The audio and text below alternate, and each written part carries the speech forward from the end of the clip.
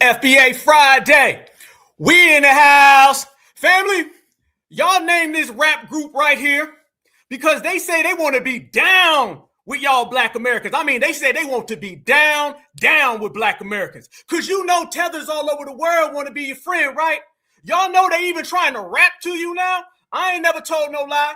Family, he got a special message for foundational black Americans, and y'all need to listen up. Go ahead, Punjabi, Pakistan, Afghanistan, tether. Yeah. I am the sickest, running my digits like sixes, out of the pot like it's cricket. Know that I'm vetted, life of a menace I'm living. This thing from the rest ain't no gimme. Shout at the chopper, he inspire me to go harder. I'm pushing this shit till I'm far. Who's gonna stop us? Cause I keep a two like a farmer. I said in that shots ain't no doctor. You go with me, then you go with a G. Out of his mind while he fucking with me, and I keep me in now when I'm down in the street trying to knock out his spine if he started to beat. Coming from Pakistan, that's where I know that I got me a goat. I got no hope. In a two can't float. You know I'm a joke. Hell no. I've been a man, raising the roof like a ceiling fan. Tell my bro, get him, man. He gon' walk out with a Drake can. Spraying that bitch like a painting can. Call me a kata, I kill like a bomb. Just like a jet, like I bars in the song, and I'm going bananas. I feel like King Kong got me beating my chest. I got hot with your own. One, don't try to stop shit if you can't go and stop it. Boy, I'm fly like the top hit, work in my hand, kind of playing. You may be fly. You damn right you fly. On a magic carpet, Aladdin. All my certified foundational black Americans, if you ready to go to work, let's go to work. Regulators, stand up. Let's go. Everybody knows that all the people don't have liberties, all the people don't have freedom, all the people don't have justice, and all the people don't have power, so that means none of us do.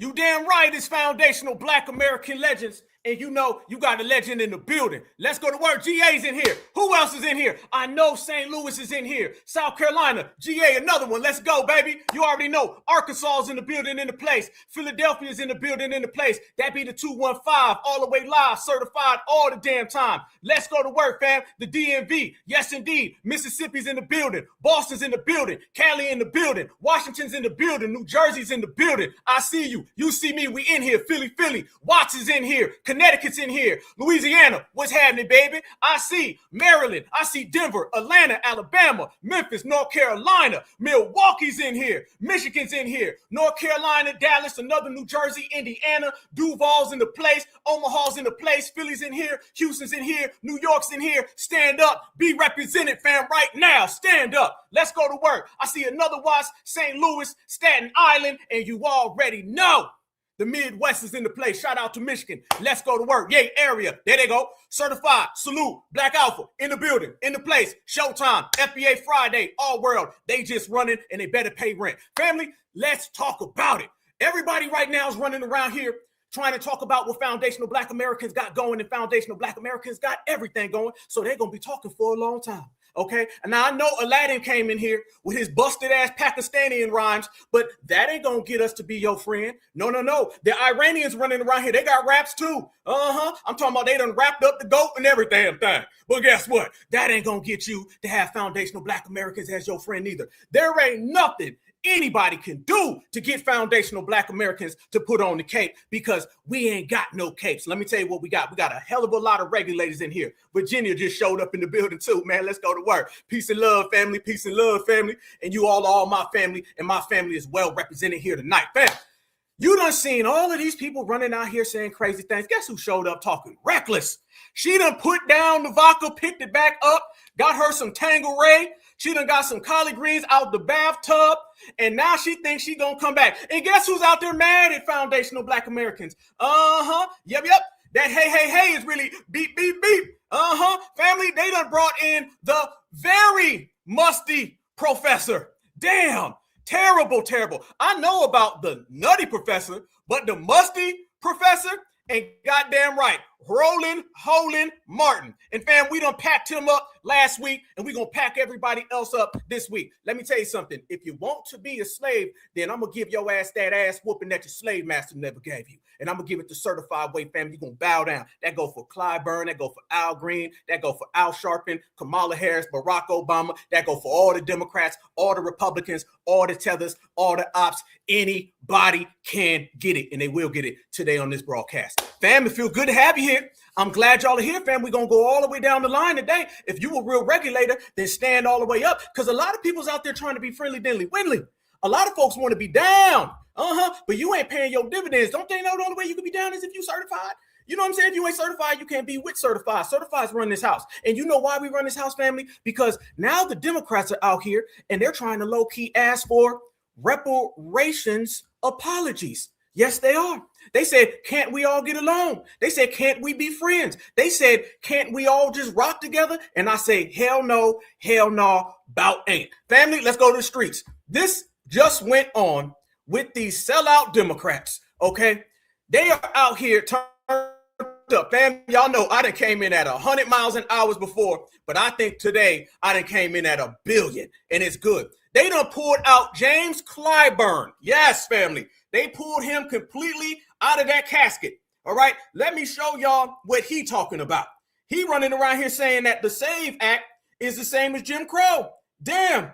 So, family, we're going to see what it's hitting for. But let me tell you even further. FBA going to always win. Let's go to work. Here it is. If the SAVE Act becomes law, those 61 or 2 Congressional Black Caucus members we now have will be down to 30 within 2 years, and another half of that in the next 2 years. Why I know that? Because that's what happened the last time they passed laws like the SAVE Act. We lost the ability to cast our votes. They didn't call them picture ID.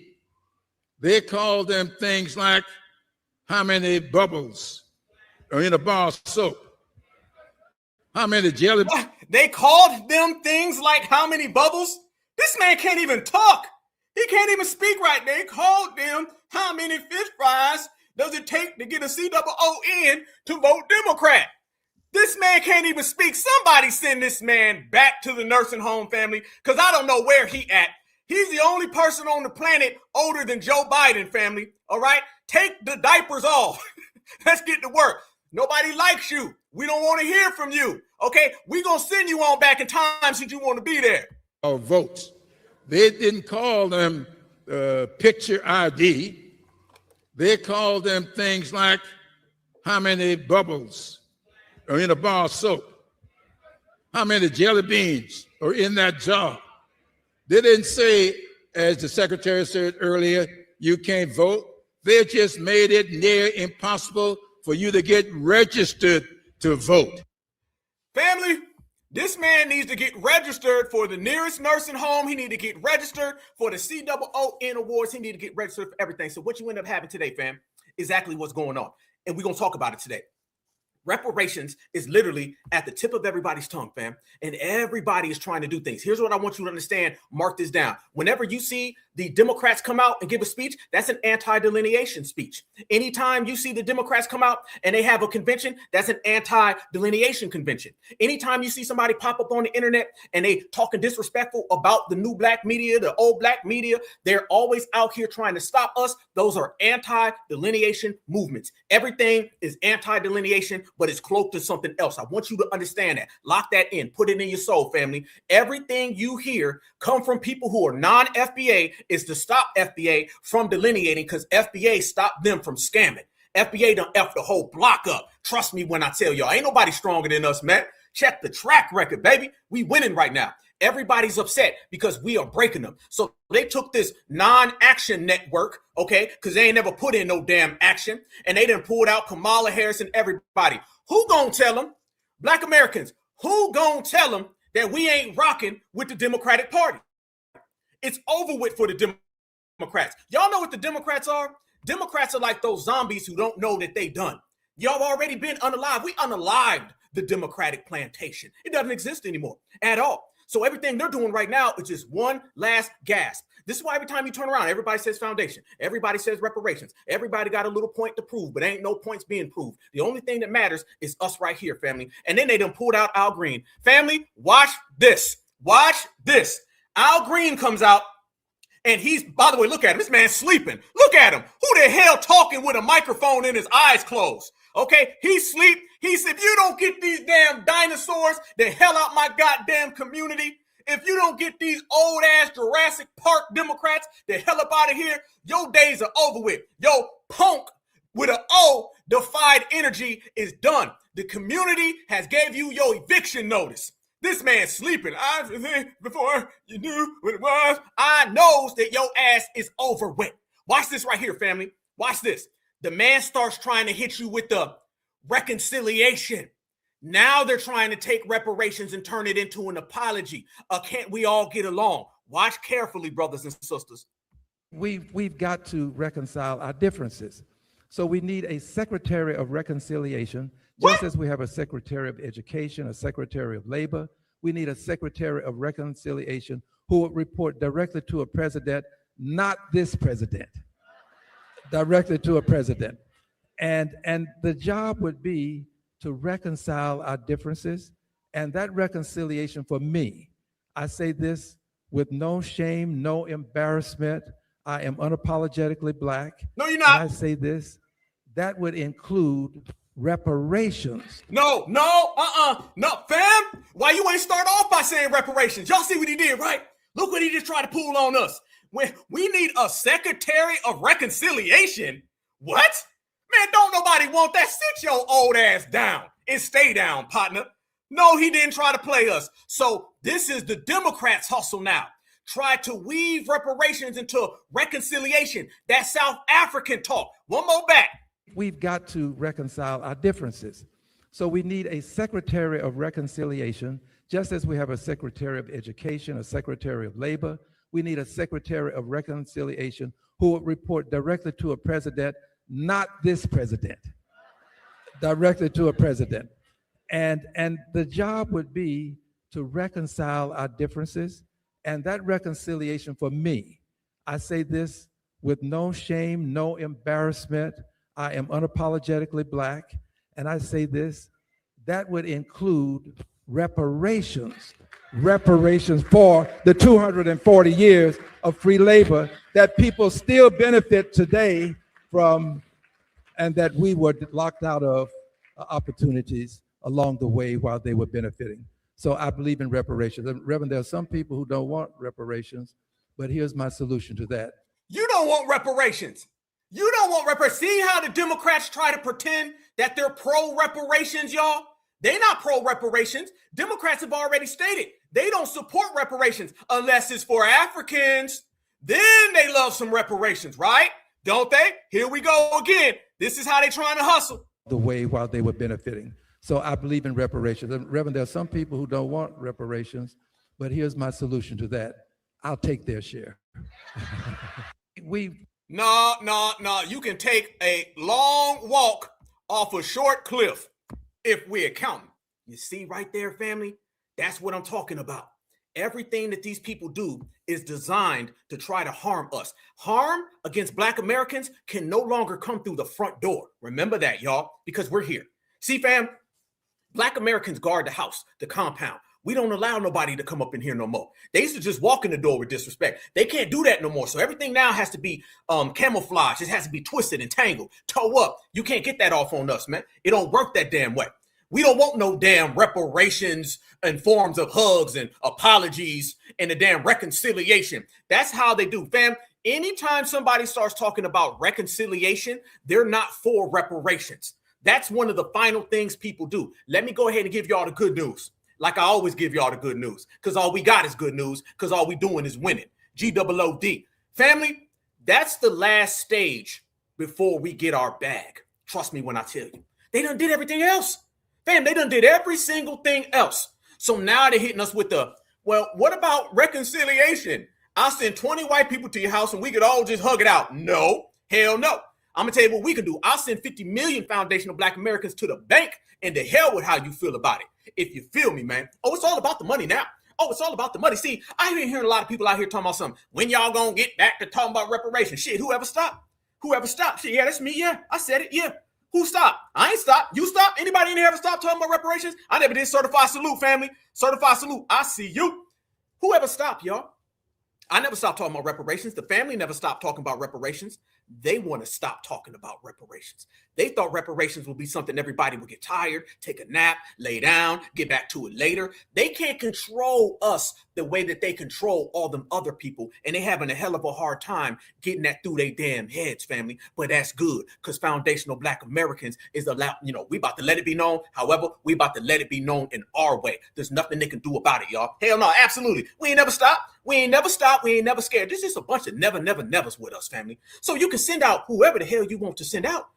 And every last one of their asses is going to get the same treatment. You can send out the damn Pakistani whack-ass rapper. And we're going to pack him up too. Fam, there's a lot of different things that they're trying to do to try to stop us. And that's good. Because remember this, y'all. If they're trying to stop you, that means that you got motion. You ain't got to worry about stopping something that ain't going nowhere. This is why back in the day, family, they didn't have to do nothing. They didn't have to do a damn thing. The only reason they're trying to stop you is because you got motion. If you didn't have motion, they wouldn't have to try to stop you.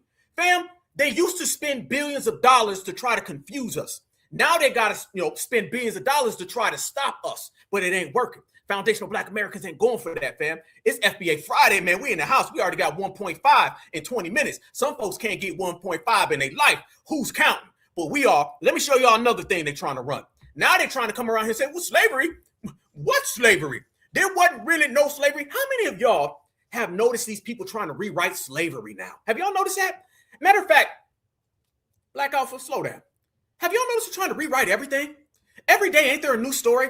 And doesn't it all connect to what we're doing? They try to rewrite that Africans sold Africans. We didn't really sell each other now. I mean, I just grabbed my damn niece by her hair and threw her in the back of that damn boat with the white man. But that's not really selling, is it? No, your ass sold them. They try to rewrite that, right? Now they're trying to rewrite the indigenous Americans. Well, we don't know yet who could be what it is. Then they're trying to rewrite reparations. Well, reparations is really this. They're trying to rewrite the diaspora. Everybody is trying to rewrite history because we got history locked down. And you can thank every foundational Black American who's on code and breathing right now. That's all because of us, fam. Nobody is making it pop off the way we making it pop off because ain't nobody like us. So guess what, fam? Go ahead and get a pen. We about to rewrite the shit that they rewrote. Quote that. Let's go. Look at this guy. Now he's saying there was no slavery. He said, no, man, there really wasn't no such thing as American slavery. I don't even know who this guy is, but family, all I see is about 3 strands of hair on his head. If you don't cut that off, all right? But watch this, family, because we about to go to work. Watch.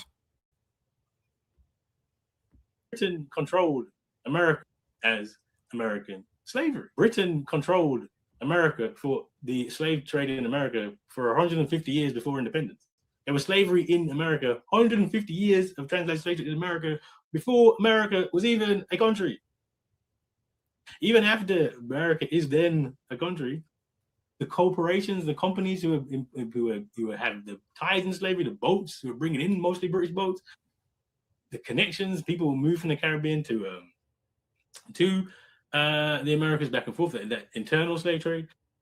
The idea there is an American slave system is just not. It's not true. There was slavery in America. There was slavery in the Caribbean. There was slavery in Latin America, etc.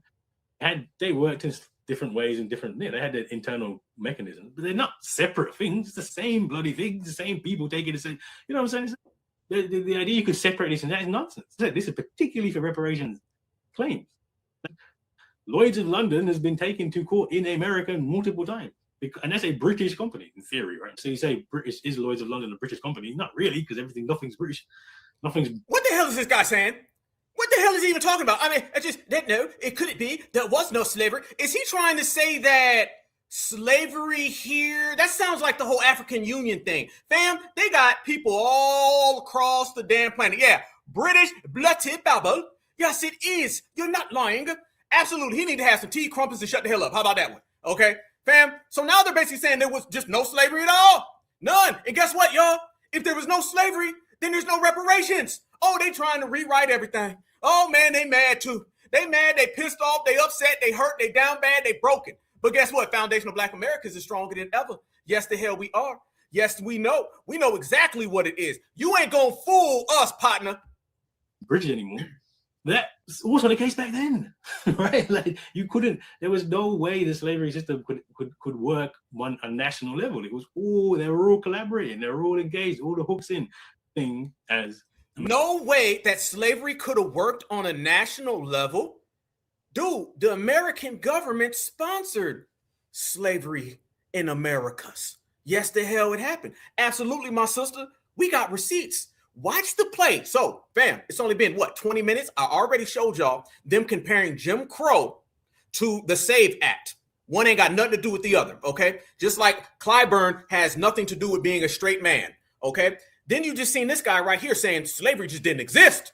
And then I showed you Al falling asleep green, and he's running around here, and he's talking about reconciliation. Fam, those are 3 excuses all to stop one lineage. Come on now. And by the way, is Al Green a Black American? I'm just saying, dude. Like, dude, he's sandy. I don't really like them sandy-looking folks, fam. I don't know, dog. I don't know, okay? But do y'all see exactly what I'm talking about? How they're trying to pull everybody in and make everything up and just try to turn it and twist it and tangle it, but they can't do it. This is what I be saying. We be on game. I said a couple weeks ago, I know some young foundational Black Americans, 17, 18 years old, and they're on TikTok, and they be shutting down the smoke. So what's going to happen when all the certified foundational Black Americans roll up in the building in place? I'm going to tell you who can't stop it.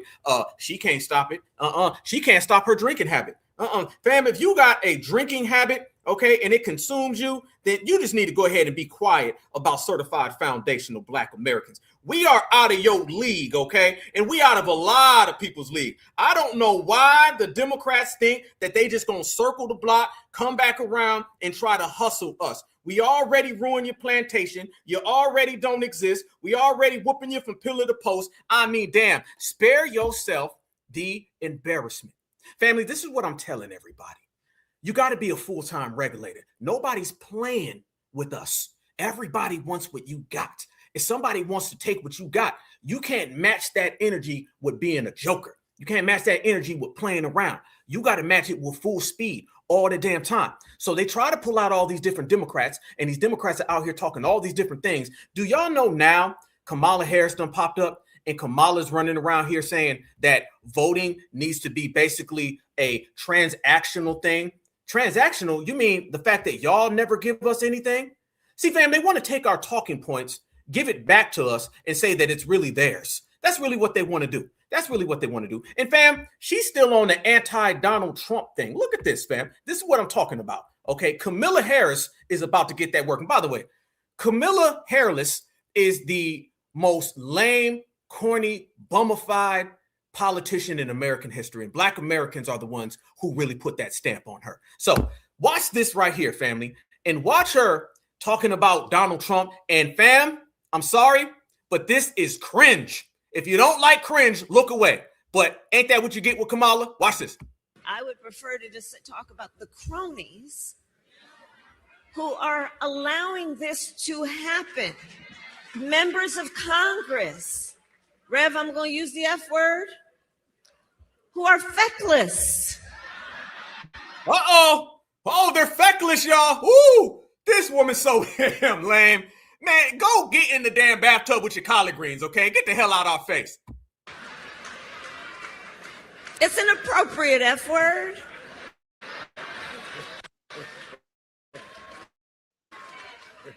Who don't, and I served, as you mentioned, Rev, in the United States Senate for 4 years. I know a number of these folks. And I know that so many of them know what's wrong with this. I know they know it, but they don't have the courage to stand up. They want to walk around with their flag pin, having their staff run around and chase them like they're royalty. They don't want to give up those jobs. She's still talking that same stuff. You better thank a union member for vacation time, those jobs. I hate when she tries to do that, fam. Oh, I can't stand that.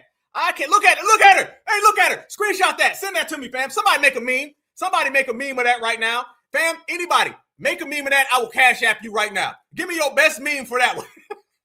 Terrible, terrible, terrible, terrible. Look at this woman, fam. This is the face of someone who is defeated. This is the face of someone who's a failure. This is the face of somebody who got regulated, exposed, and put out of business by Black Americans. We did that. Gonna continue to do that because it's always about us. Having their staff run around and chase them like they're royalty. They don't want to give up those jobs. I would prefer. Oh my God. Let me tell you though, there's a job that you didn't have to give up because we kicked you out. Speaking of jobs, there you go. Look at these people, fam. The Democrats will never learn. The Democrats will never learn, family. Okay. The Democratic Party are the open enemies of foundational Black Americans. Let's make that clear. Okay. They are the open enemies of foundational Black Americans. They will never respect foundational Black Americans. So therefore, foundational Black Americans have to continue to do what we've already been doing, stepping on them. It's a wrap for them. Never. Any Black person who votes for the Democratic Party is willingly or subconsciously an open op for FBA. Either you are too dumb to understand politics or you understand what they're doing and you just don't give a damn because you're living in la la land, okay? And both of those are bad because the future of our lineage, heritage, and culture, we don't have time for people like, I never knew that they was putting all the illegals into our community. I had no ideas, okay? See, the difference between us and everybody else, fam, we're moving with urgency. Black Americans are moving with an urgency that quite frankly has never been seen before. These other people who aren't moving with the urgency that we have and they're still trying to figure it out, nah, we ain't going for none of that, fam. It's certified all the damn time, and it is what it is, and we represent it to the maximum, and they just can't stop us. And family, do you know now she's telling everybody to invest in Africa? Oh, yeah. Oh, I told you Black Alpha was coming in hot today, fam. So let me go ahead and give you what it is. In 27 minutes, fam, I've already showed y'all a Pakistani rapper talking about his flying carpet and his goat milk and how he wants to be down with Black Americans. Then I showed you Al Green talking about truth and reconciliation. And then I just showed you this Black Brit talking about there was no such thing as slavery. Then I just showed you Kamala Harris and she's drunk as a skunk. And now let me show y'all, she's telling everybody that we need to invest in Africa because in the future, the majority of humanity is going to be there. Family, even when you break these people, even when you throw them on the corner like it's trash day, they still have an anti-foundational Black American agenda that they consistently and constantly push. And guess what we do? We push the line, which pushes them to the unemployment office. Look at her, fam. Now she's coming out and she's hitting everybody with the, we needs to invest in Africa. Oh, I wish I was, family, but I ain't. Watch this right here. She's talking about investing in Africa because Africa is the future. Has anyone ever heard that before? And by the way, y'all, look at that picture of her. Doesn't it look like she's holding the microphone like she's holding that damn bottle of Punjabi passion? Doesn't it, family? Because y'all know she be out there getting roasted. Doesn't it look like she's holding the mic the same way she holding that damn bottle? Somebody get Alcoholic Anonymous, or shall I say non-anonymous, on the damn phone. Because she's talking about Africa. On the continent, the median age, I think now, is about 19 years old. The prediction is that by the year 2050, 1 in 4 people occupying Mother Earth will be on the continent of Africa. Notice she said Mother Earth. Mother Earth. That's that Africa talk. This is that go home to Africa talk, fam. She's not talking to W's. Remember, y'all, they're never talking to W's. They're always trying to slide that in to us. 50, 1 in 4 people occupying Mother Earth will be on the continent of Africa, which presents either a wonderful opportunity for partnership and investment, understanding this population of people are going to have such a huge impact on the future of the world, or it's going to present a risk if we just ignore the needs of the people who are there. For example, in many... Y'all see how she just went to Africa's going to be a superpower to we can't ignore their needs? Why do they have needs? I thought they were a superpower. The first 10 seconds of her talking was about how mighty and strong and powerful Africa's going to be. Then she quickly transitioned into We can't not help them because they got needs. Last time I checked, a supercontinent, super powerful place where all of humanity is going to live, I think that that place would be doing fine without money. You know what she's doing, brothers and sisters? She's advocating for America to go ahead and reinstate all that foreign aid. And guess what foreign aid is? It's reparations. Yes, every time Africa gets a paycheck called foreign aid, who's paying for that, my brothers and sisters? You're paying for it. We've been paying reparations to Africa for a long damn time because they've been getting foreign aid for a long damn time. What is foreign aid there to do? To repair Africa. What is reparations? It's to repair a problem. So we've been trying to repair these people through foreign aid, which is reparations. Kamala Harris is advocating for reparations for Africa, while Al Green is advocating for reconciliation and a big old hug for Black America. You see what I'm talking about? Can't nobody connect them dots like certifieds do. We in the house. African nations, their economy is based on agriculture, right? So the work that we could do in partnership around new ways of, I've been spending a lot of time in the South, as you and I talked about. When I leave here, I'm going to North Carolina, South Carolina, and Georgia. Bam, stop. She's been talking about the South a lot lately. I'm going to show you a clip in a minute where she keeps saying, oh, I love the South. The South, the South, the South. Listen to all the hidden messages. Fam, she keeps doing that. Everything has a rhyme and a reason. She's talking about Africa and giving them money. And then right after that, she starts hitting everyone with this South thing. Watch it, fam. If you've been watching, I don't know how many people have been, okay, because she's irrelevant and nobody loves her.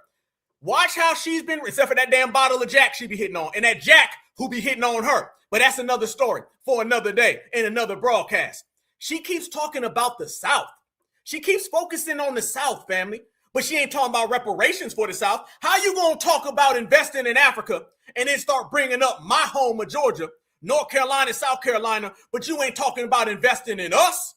With us, it's LGBTQ policies. With us, it's abortion. With us, it's save the immigrants, the migrants, the refugees. Notice we're an afterthought in all of this. Their economy is based on agriculture, right? So the work that we could do in partnership around new ways of, I've been spending a lot of time in the South, as you and I talked about. When I leave here, I'm going to North Carolina, South Carolina, and Georgia, and then Arkansas later. But agriculture, and in fact, some partnerships with our local farmers and farmers. So you want to have a farmer on farmer agricultural connection. So what are we going to be doing? Like shipping food from America to over in Africa? And by the way, aren't those the same Africans who tell us all of our food comes from over there anyway? Contradiction, AKA lie. Look at that right there, family. The Democrats think they slick. The midterms, fam, they're going to get stepped on, real talk. And it's going to be a consistent pattern of what we've already laid out. You got to understand, all the groundwork has already been laid out. People already know where foundational Black Americans stand. All they're trying to do is spin the block. And you can spin it. You can hit a double block, a quadruple block. We still going to be standing on business, and we still going to run you out the paint.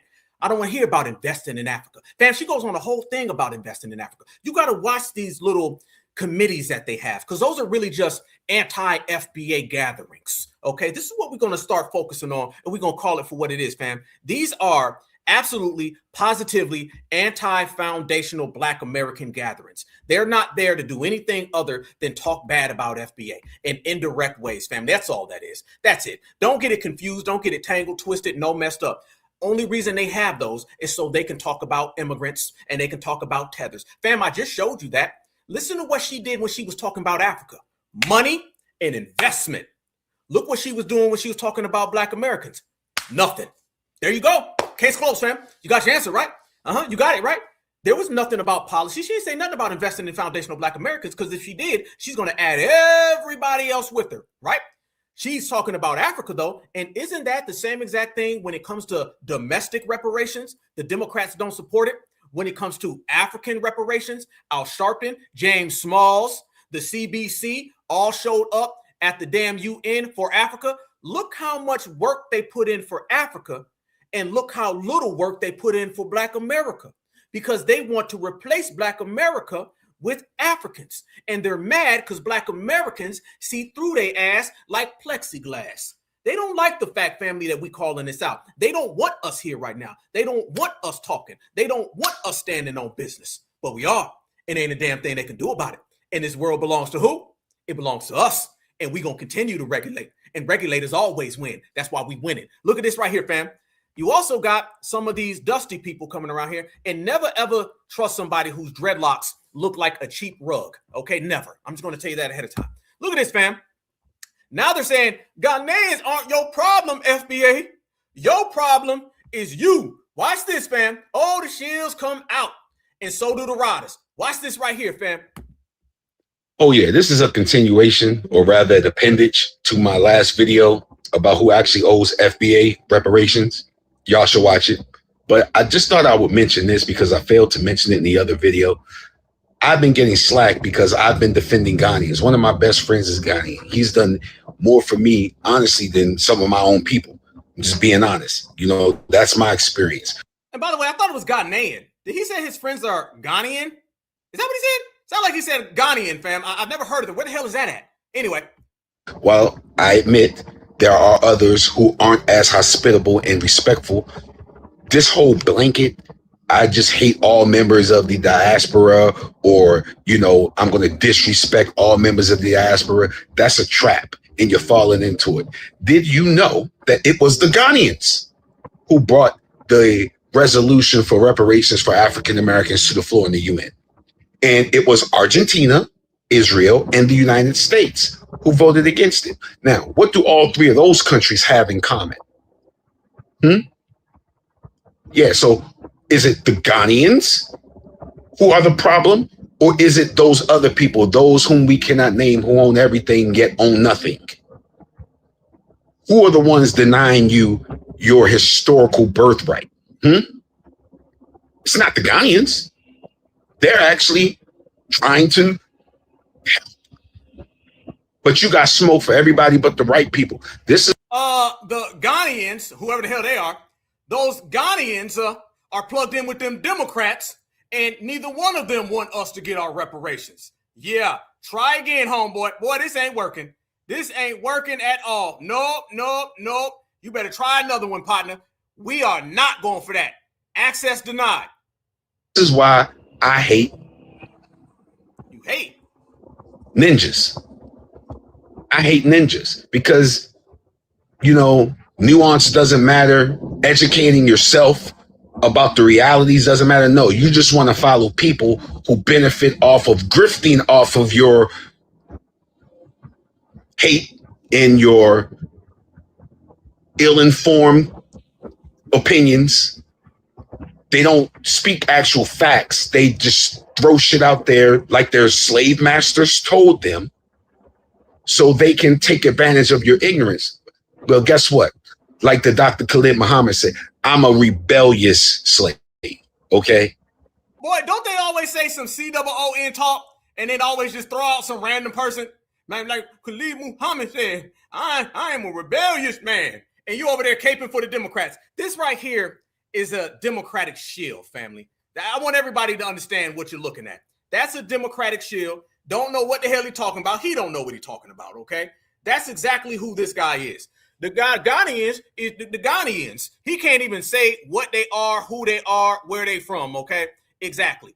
That is the same type of people. We ain't rocking with none of them. None of them ever at all, y'all. Never. So you can see right there, they still don't have a plan. I ain't heard no plans. All I heard was just a bunch of babble. Okay, the Ghanaians and the Ghanaians and the Ghanaians. Okay, well, let me tell you something about foundational Black Americans. Foundational Black Americans, certified Black society. We understand exactly what these people are up to, and we understand exactly what these people are trying to do. And let me tell you what these people are trying to do, y'all. They're trying to get us to get behind all of these different policies from all these different people so we could just overlook everything that they haven't done for us. That's really what it is. They want foundational Black Americans to just sit here and get some pom-poms and cheer. See, what's upsetting these people today, y'all, is that we aren't everybody's prop no more.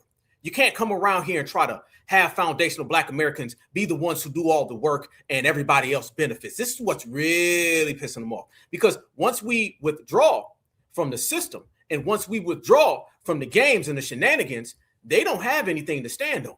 They don't have anywhere to go. They don't know what's next. They're broken and battered, and you got to enjoy it for every moment that it is, fam. Every single moment that it is. We are the generation that destroyed the Democratic Party. The Democrats will never be able to come back from this. Okay, never, never. Because to be honest with you, y'all, delineation has captured the spirit of Black America. We've captured the spirit. That old, outdated ways that the Democrats do, nobody's rocking with that. Nobody's down with that. Nobody's supporting that. Everybody's supporting us. Everybody loves what we talk about. The grassroots is in full control. Nobody's listening to them. Who's listening to them? When was the last time you went anywhere and seen somebody that was talking about the Democratic Party?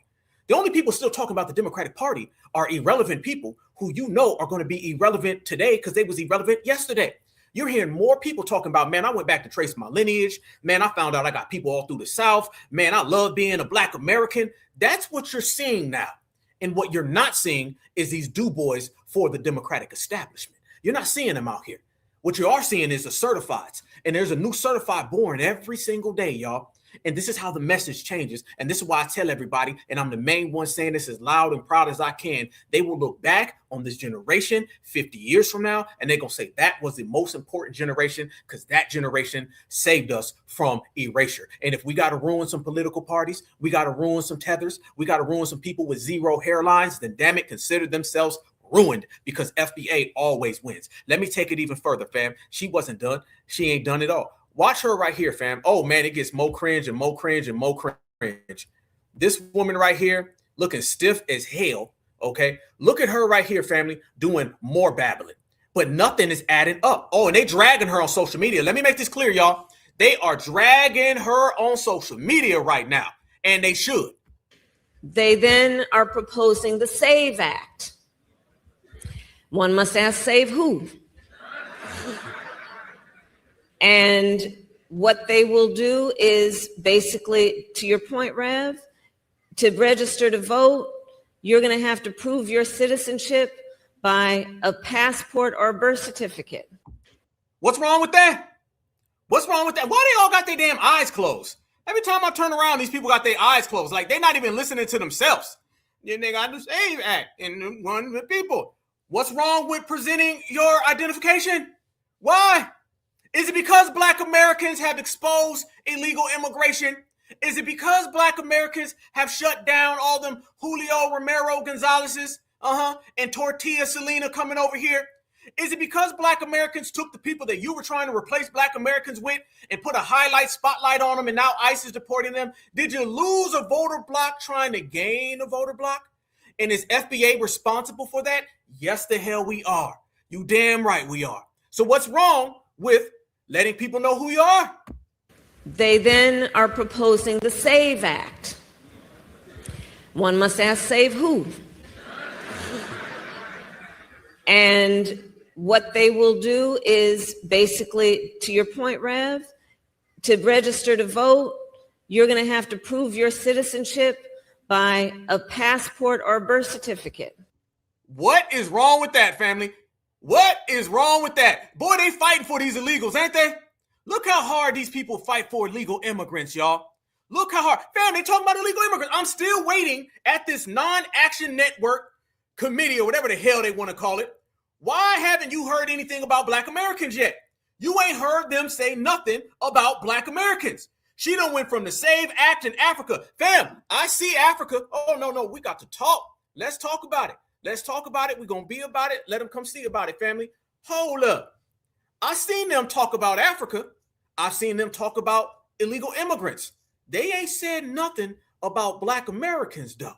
Yes. So this further lets us know why we are completely shutting down that political party. And this further lets everybody know how we got them all in a headlock right now. You understand? Fam, you only see this when people are losing. There's a lot of things you only see when people are losing, y'all.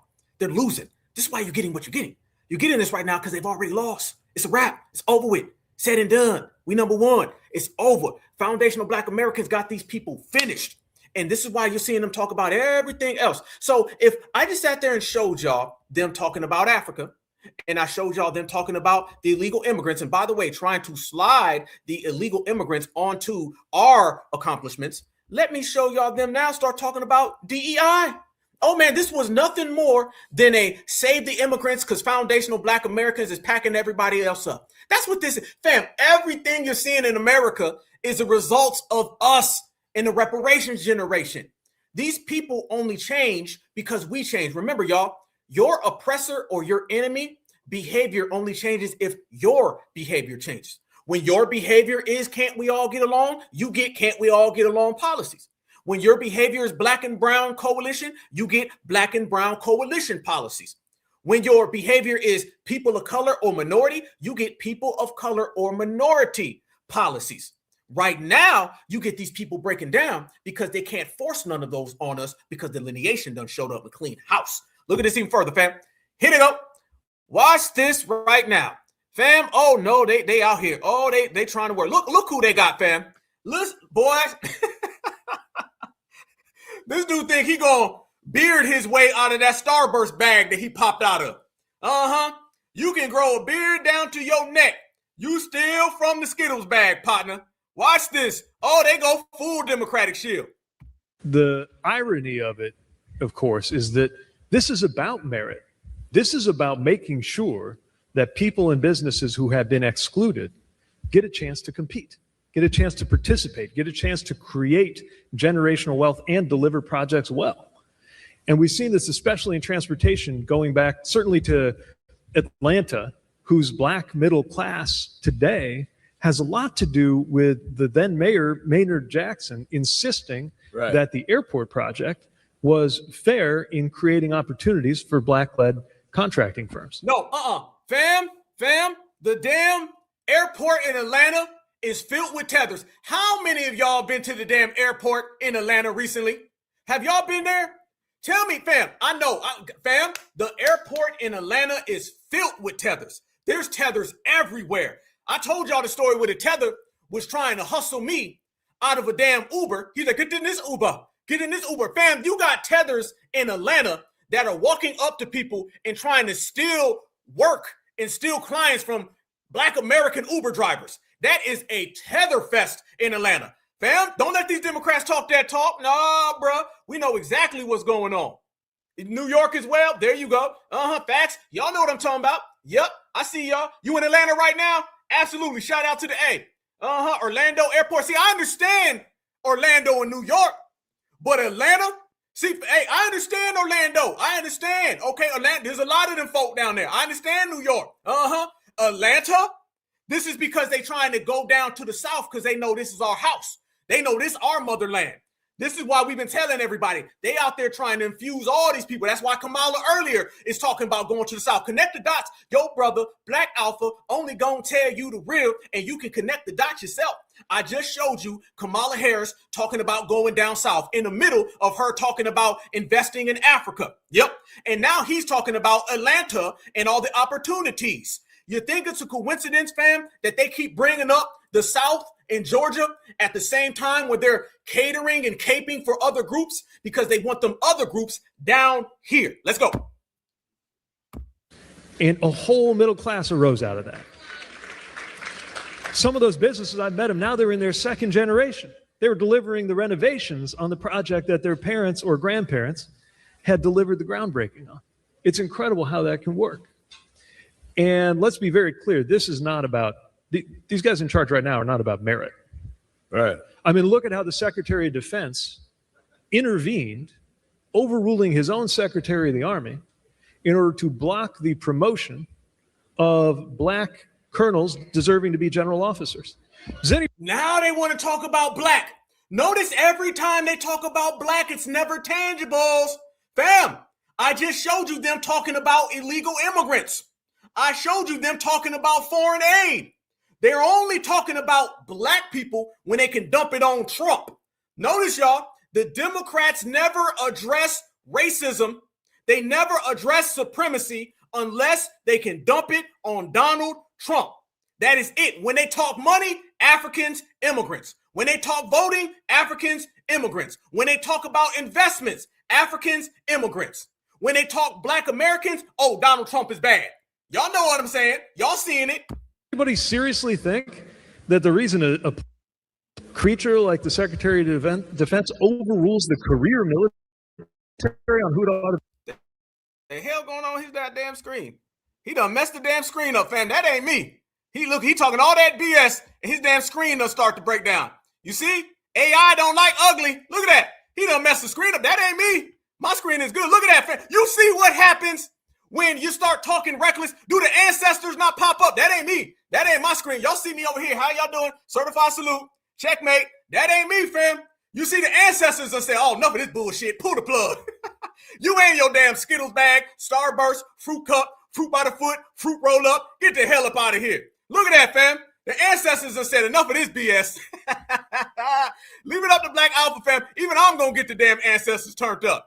You see what we saying? Look at that. He was talking all that nonsense, and then boom, the damn screen went crazy. And I'm promising y'all I watched that earlier, and I don't think that was happening. Okay, I'm just saying, fam. All right, the ancestors ain't playing. And it's starting to get hot outside. Oh, yeah, it's about to go down, down, down. You see that, family? I'm telling you, man, listen, you only going to talk that talk for so long in the United States of America before the ancestors come and see you.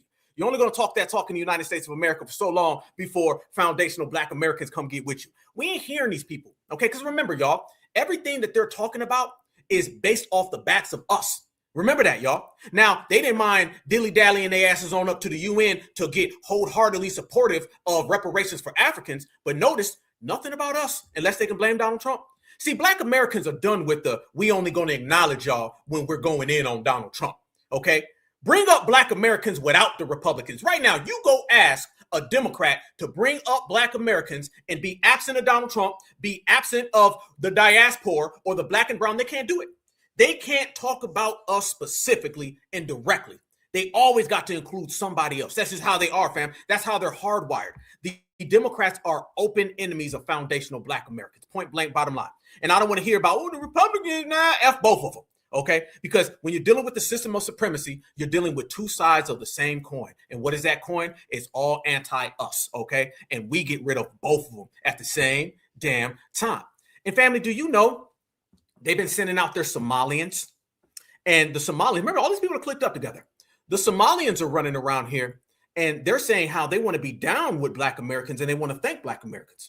But while they're trying to thank Black Americans, they're trying to tell Black Americans that they help contribute and build America as well. Didn't that Democratic lady from Seattle just say a few days ago that Somalians built America?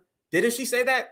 Well, let me show you guys that the Somalians are out there. And they said, we have a message for our Black American friends. Can we all get along? Watch this, family. And then you be the judge. This is what we doing, fam. We in here. FBA Friday. We in the house, baby. Let's go. Watch this right here, family, and tell me, are we always right or are we always right? Watch this. As a Somali American, we carry the stories of 1,000 sunrises over the Horn of Africa. We carry the strength of our mothers, the resilience of our fathers. We come from people who have survived war, displacement, and started over and over from nothing. So understand this.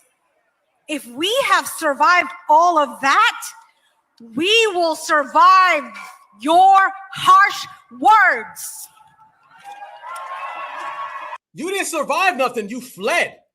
Fleeing isn't survival, everybody. I want you guys to remember that, okay? Fleeing is not survival. Get it right, y'all. Get it right. You didn't survive nothing. They're trying to tell our story, fam. That's our story. You didn't survive nothing. What you do, survive the plane ride, the inner tube? Like, what did you survive? Scamming? That's about it. I greet you with the Muslim greeting of peace. Assalamu alaikum. May peace be upon you all. I also greet you with the Somali greeting, Galab Wanagsan. I want to begin by grounding us in truth. This land is home to the indigenous peoples, the original stewards whose presence, care, and sovereignty did not begin with history books and does not end here today. Look at her throwing a little alley-oop to $2 Tonto. I told y'all, these people be all clicked up. Look at her bigging up $2 Tonto, fam. And watch how she throws African Americans in there. Fam, this is a Somalian saying the indigenous people are $2 Tonto while they just jump over FBA.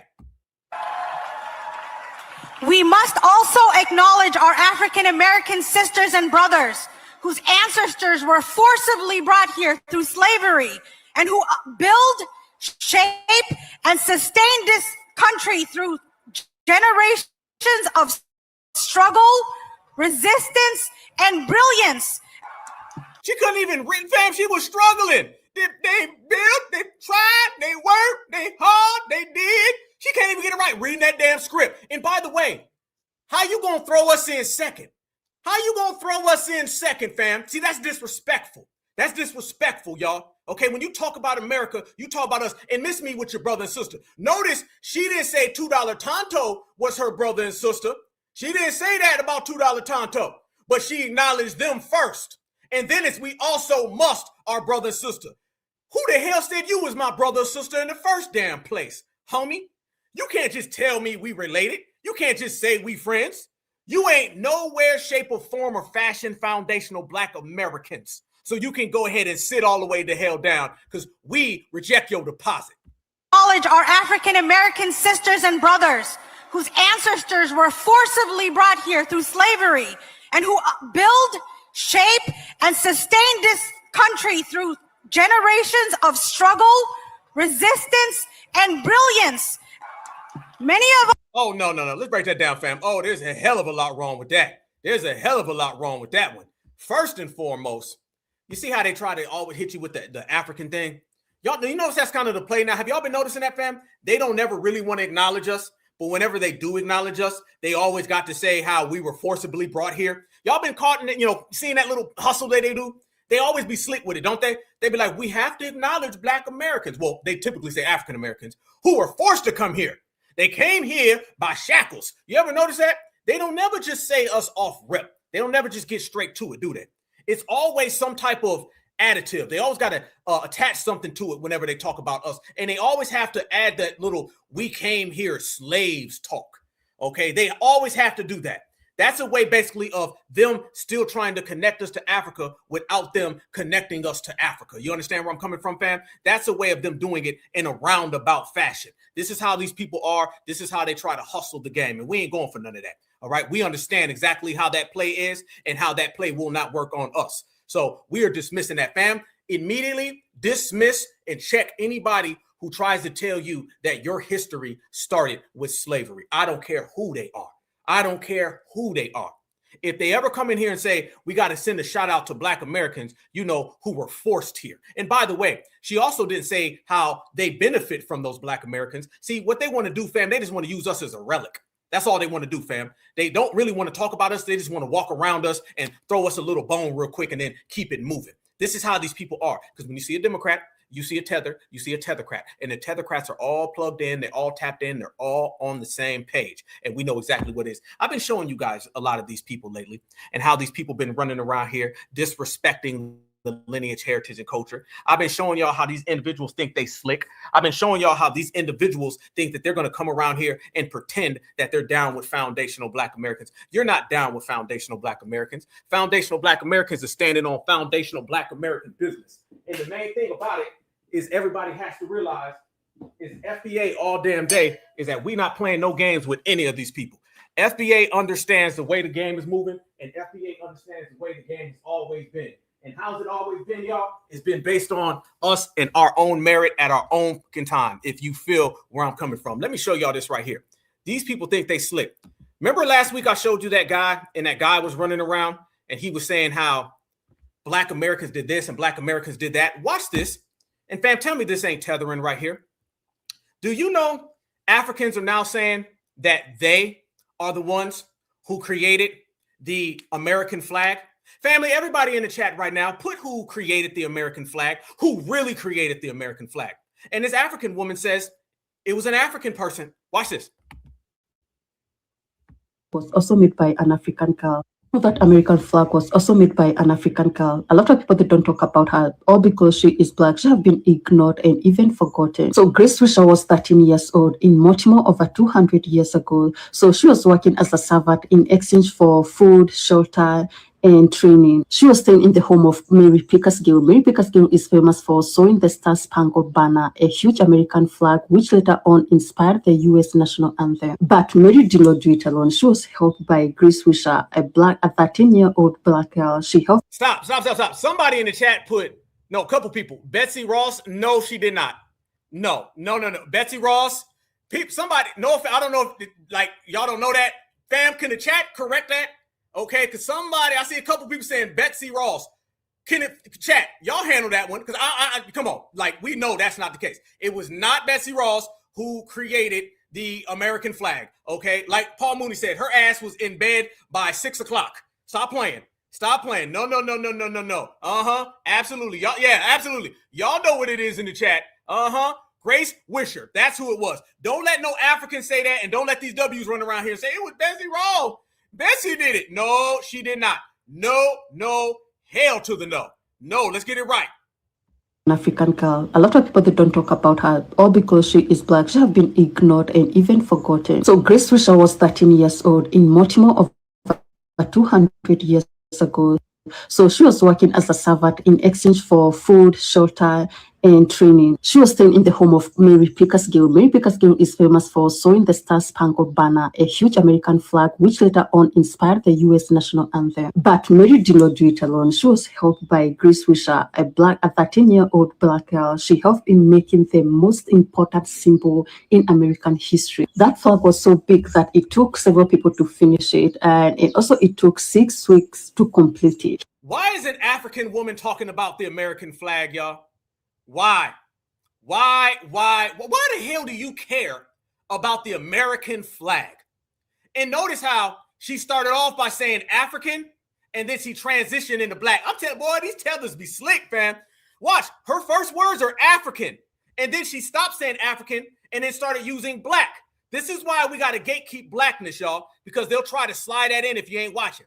You know that American flag was also made by an African girl.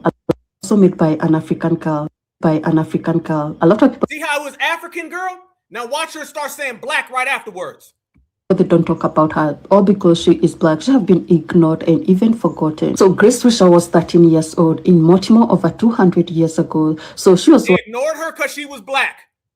And forgotten. So Grace Wisher was 13 years old in Baltimore over 200 years ago. So she was working as a servant in exchange for food, shelter, and training. She was staying in the home of Mary Pickersgill. Mary Pickersgill is famous for sewing the Star Spangled Banner, a huge American flag, which later on inspired the U.S. national anthem. But Mary did not do it alone. She was helped by Grace Wisher, a 13-year-old black girl. Oh, now it's black. See, fam, what they want to do is they want to say African when they want all the credit.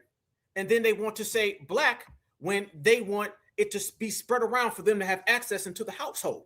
This is how they play the game, y'all. You got to be very cautious of this. This is why we be watching it. And again, family, and somebody put a good point in the chat.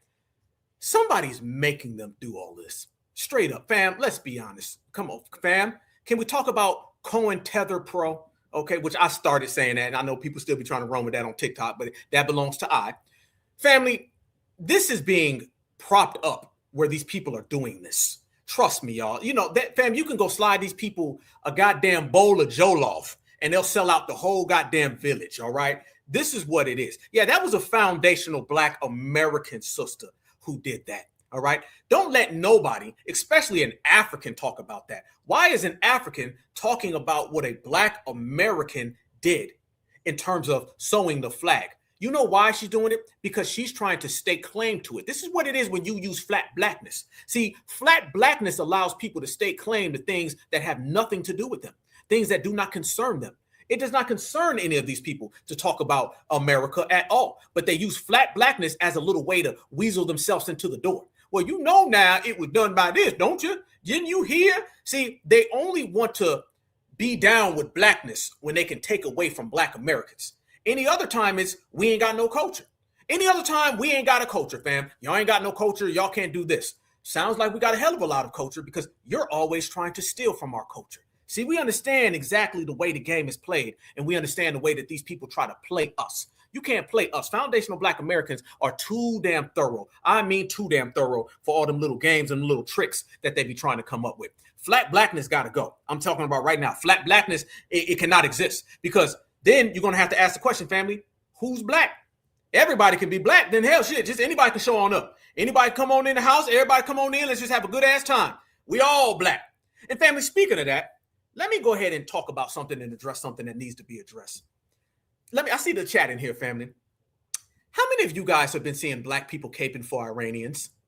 How many of you guys have been seeing black people caping for Iranians? Have y'all been noticing this little trend, y'all, where a lot of folks is out here and they're caping for Iranians, and they out here saying, well, no, man, the Iranians got our back, dog. Y'all been seeing that? See, we're going to go ahead and put an end to that as well, because there's been way too many people I've seen out here, and they've been putting on that cape for Iran, all right? And we broke that down just the other day, and we're going to break it down further, because it's clear as day. The Iranian people are anti-Black American. You've been seeing that? You've been seeing that? Okay. All right. Let me show y'all. You've been seeing that as well? Family, if somebody's going to cape for Iranians, wouldn't they cape for illegal Mexicans too? What about Africans? Where does it stop, right? Where does it stop? Let me show y'all this right here. Oh, y'all got to see this. Y'all got to see this, fam. All my regulators, we about to go all the way live right now, and we about to do some real regulating, because I've been seeing that. These people been popping up talking about some, man, the Iranians got our back, dog. So now you want to make friends with Persians? This is where it's at. We done showed I showed somebody last week saying death to America. And do you know people were still saying, I mean, they didn't really mean it like that now. I mean, they still our friend though. Family, some people just need a friend. And that's what we're doing. We're getting rid of that type of energy that's always been floating around the community. Okay. There's always those type of people that are always on that game where they're always trying to be friends. I was literally just telling my mom earlier today. I said, fam, or mom, family, y'all, mom to mom, mother. I said, if there was a damn king cobra and a black mamba, somebody out there is going to say, well, wait now, Black Alpha, the black mamba won't bite us because it's got black in its name. And a black mamba doesn't really like harming other people with black in their names. Black American, black mamba, black American. These folks will pick a damn black mamba over a king cobra if it makes them feel better.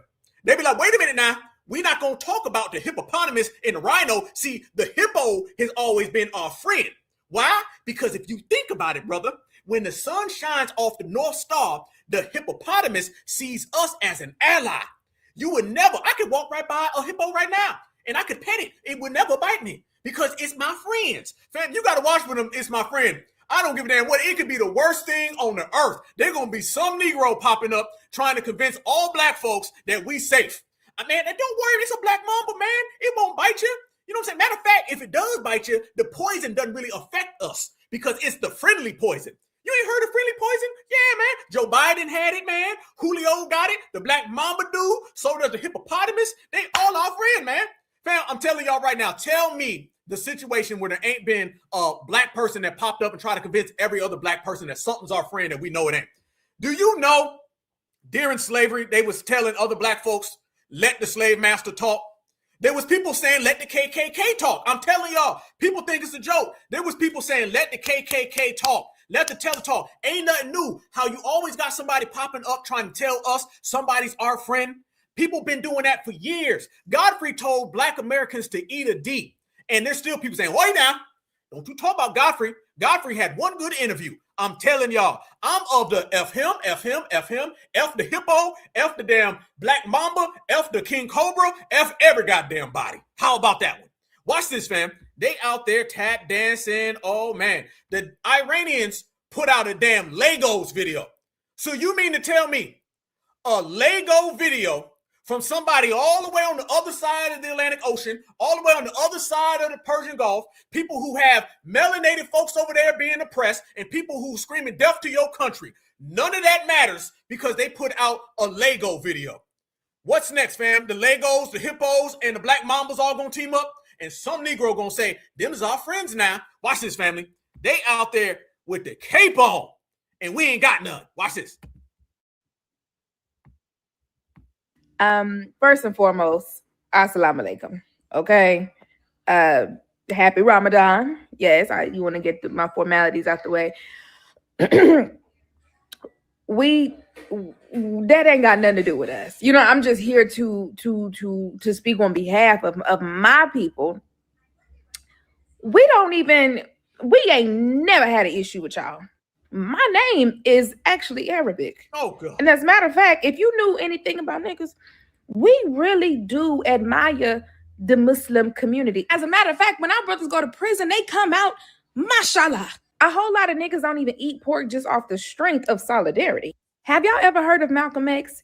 Y'all would have loved him. If only y'all knew how much black folks really fuck with y'all. Like, you know how many Samajes is walking around? Fam, is she out here caping for the damn Iranians?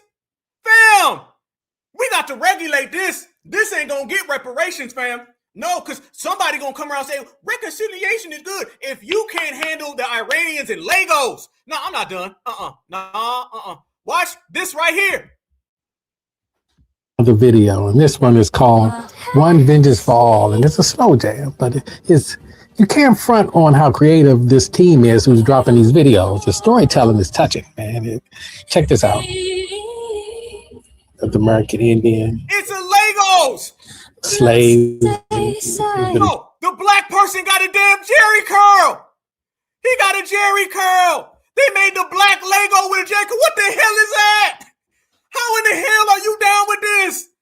The Legos got a Jerry curl, fam, and he looks angry. And this man said, talking about, oh, this is so deep now. Oh, man, he talking about the slaves and the Legos, and we friends, and we all on the same page. Y'all see this, fam? Do you see this right now?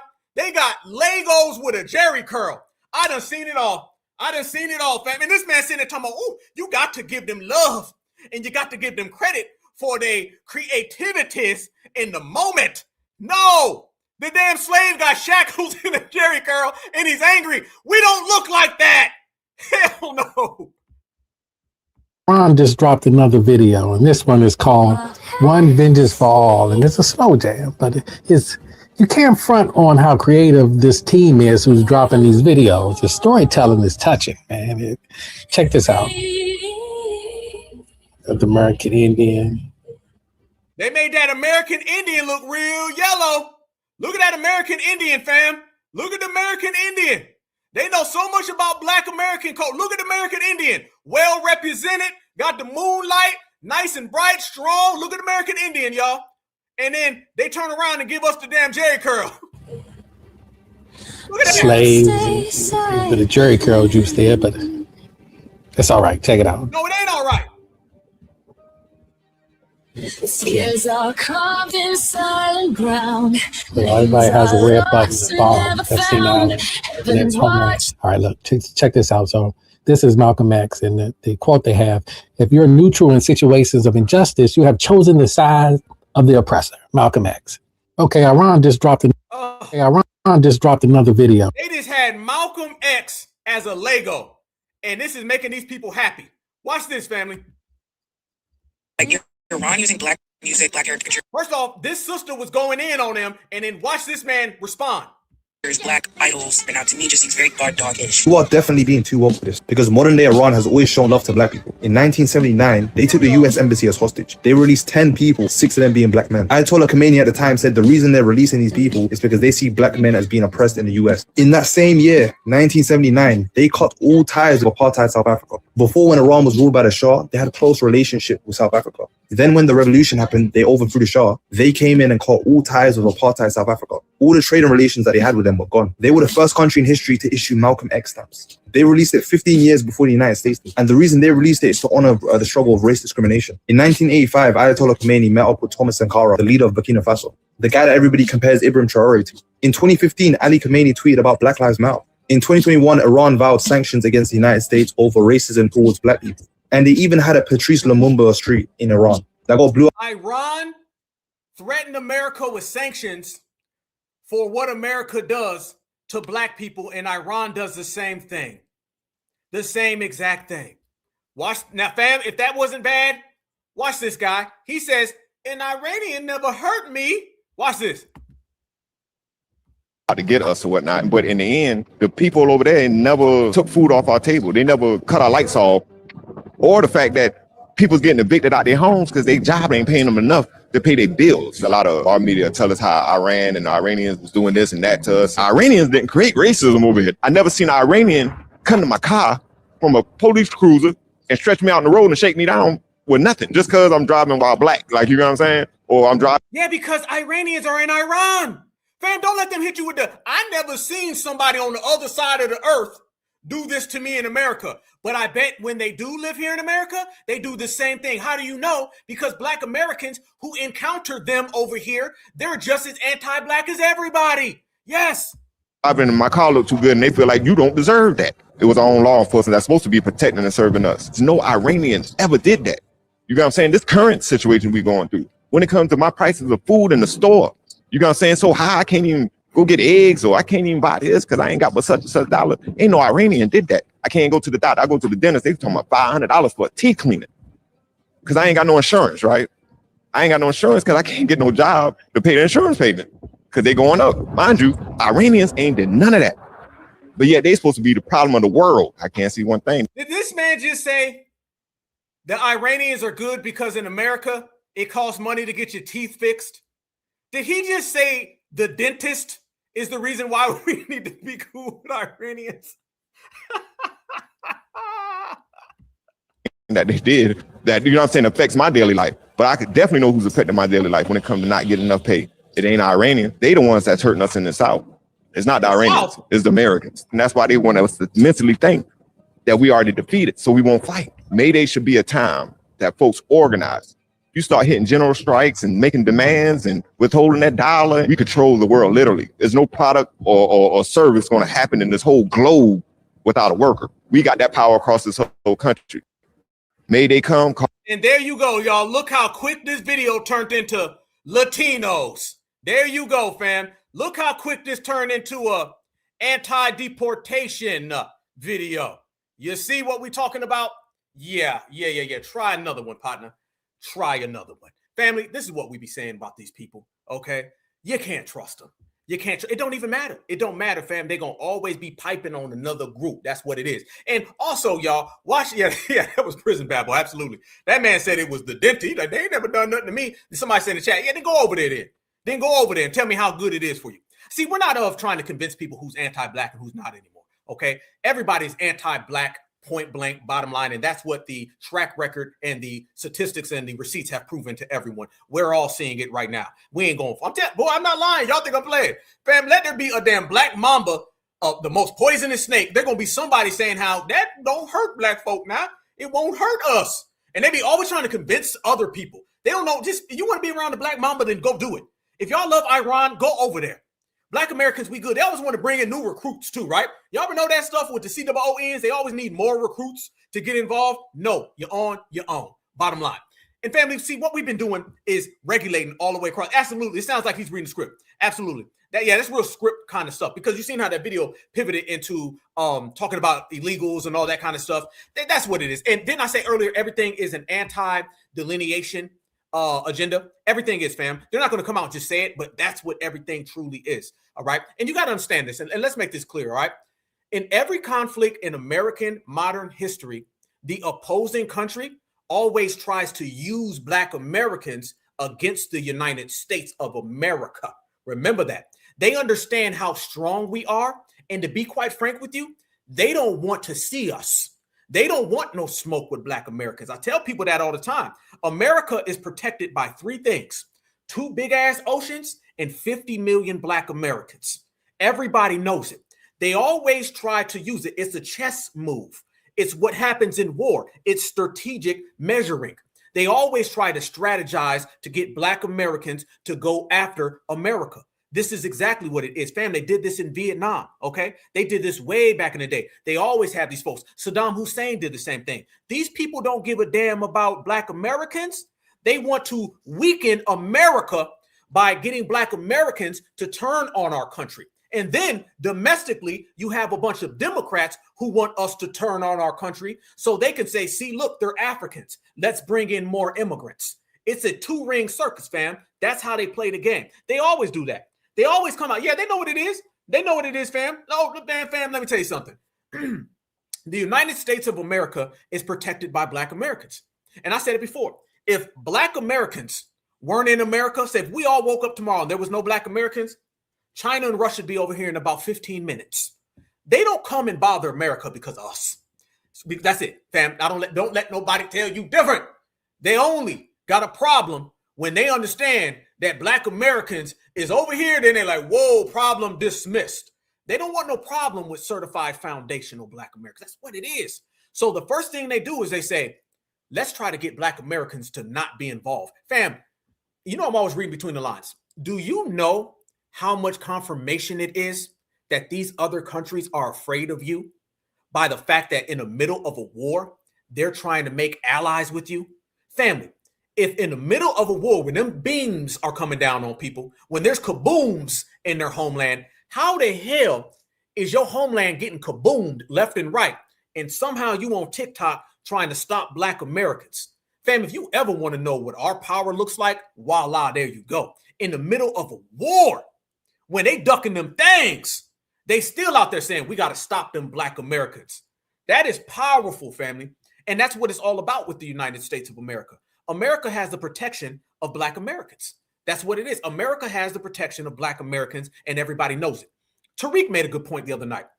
It's probably about a week ago, where Tariq was making a good point. He said, all that stuff about they're going to deport y'all next. America would never export the greatness of foundational Black Americans. You crazy.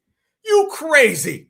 America would never export our greatness. Why? So another country could get it? So another country could say, that warrior class in the strongest lineage, heritage, and culture known to man, let us bring them in. Fam, do you understand deporting Black Americans or exporting our warrior class would be the equivalent of the Chicago Bulls getting rid of Michael Jordan just because? Just, okay, Mike, go sign with any team. You would never do that. That's insanity.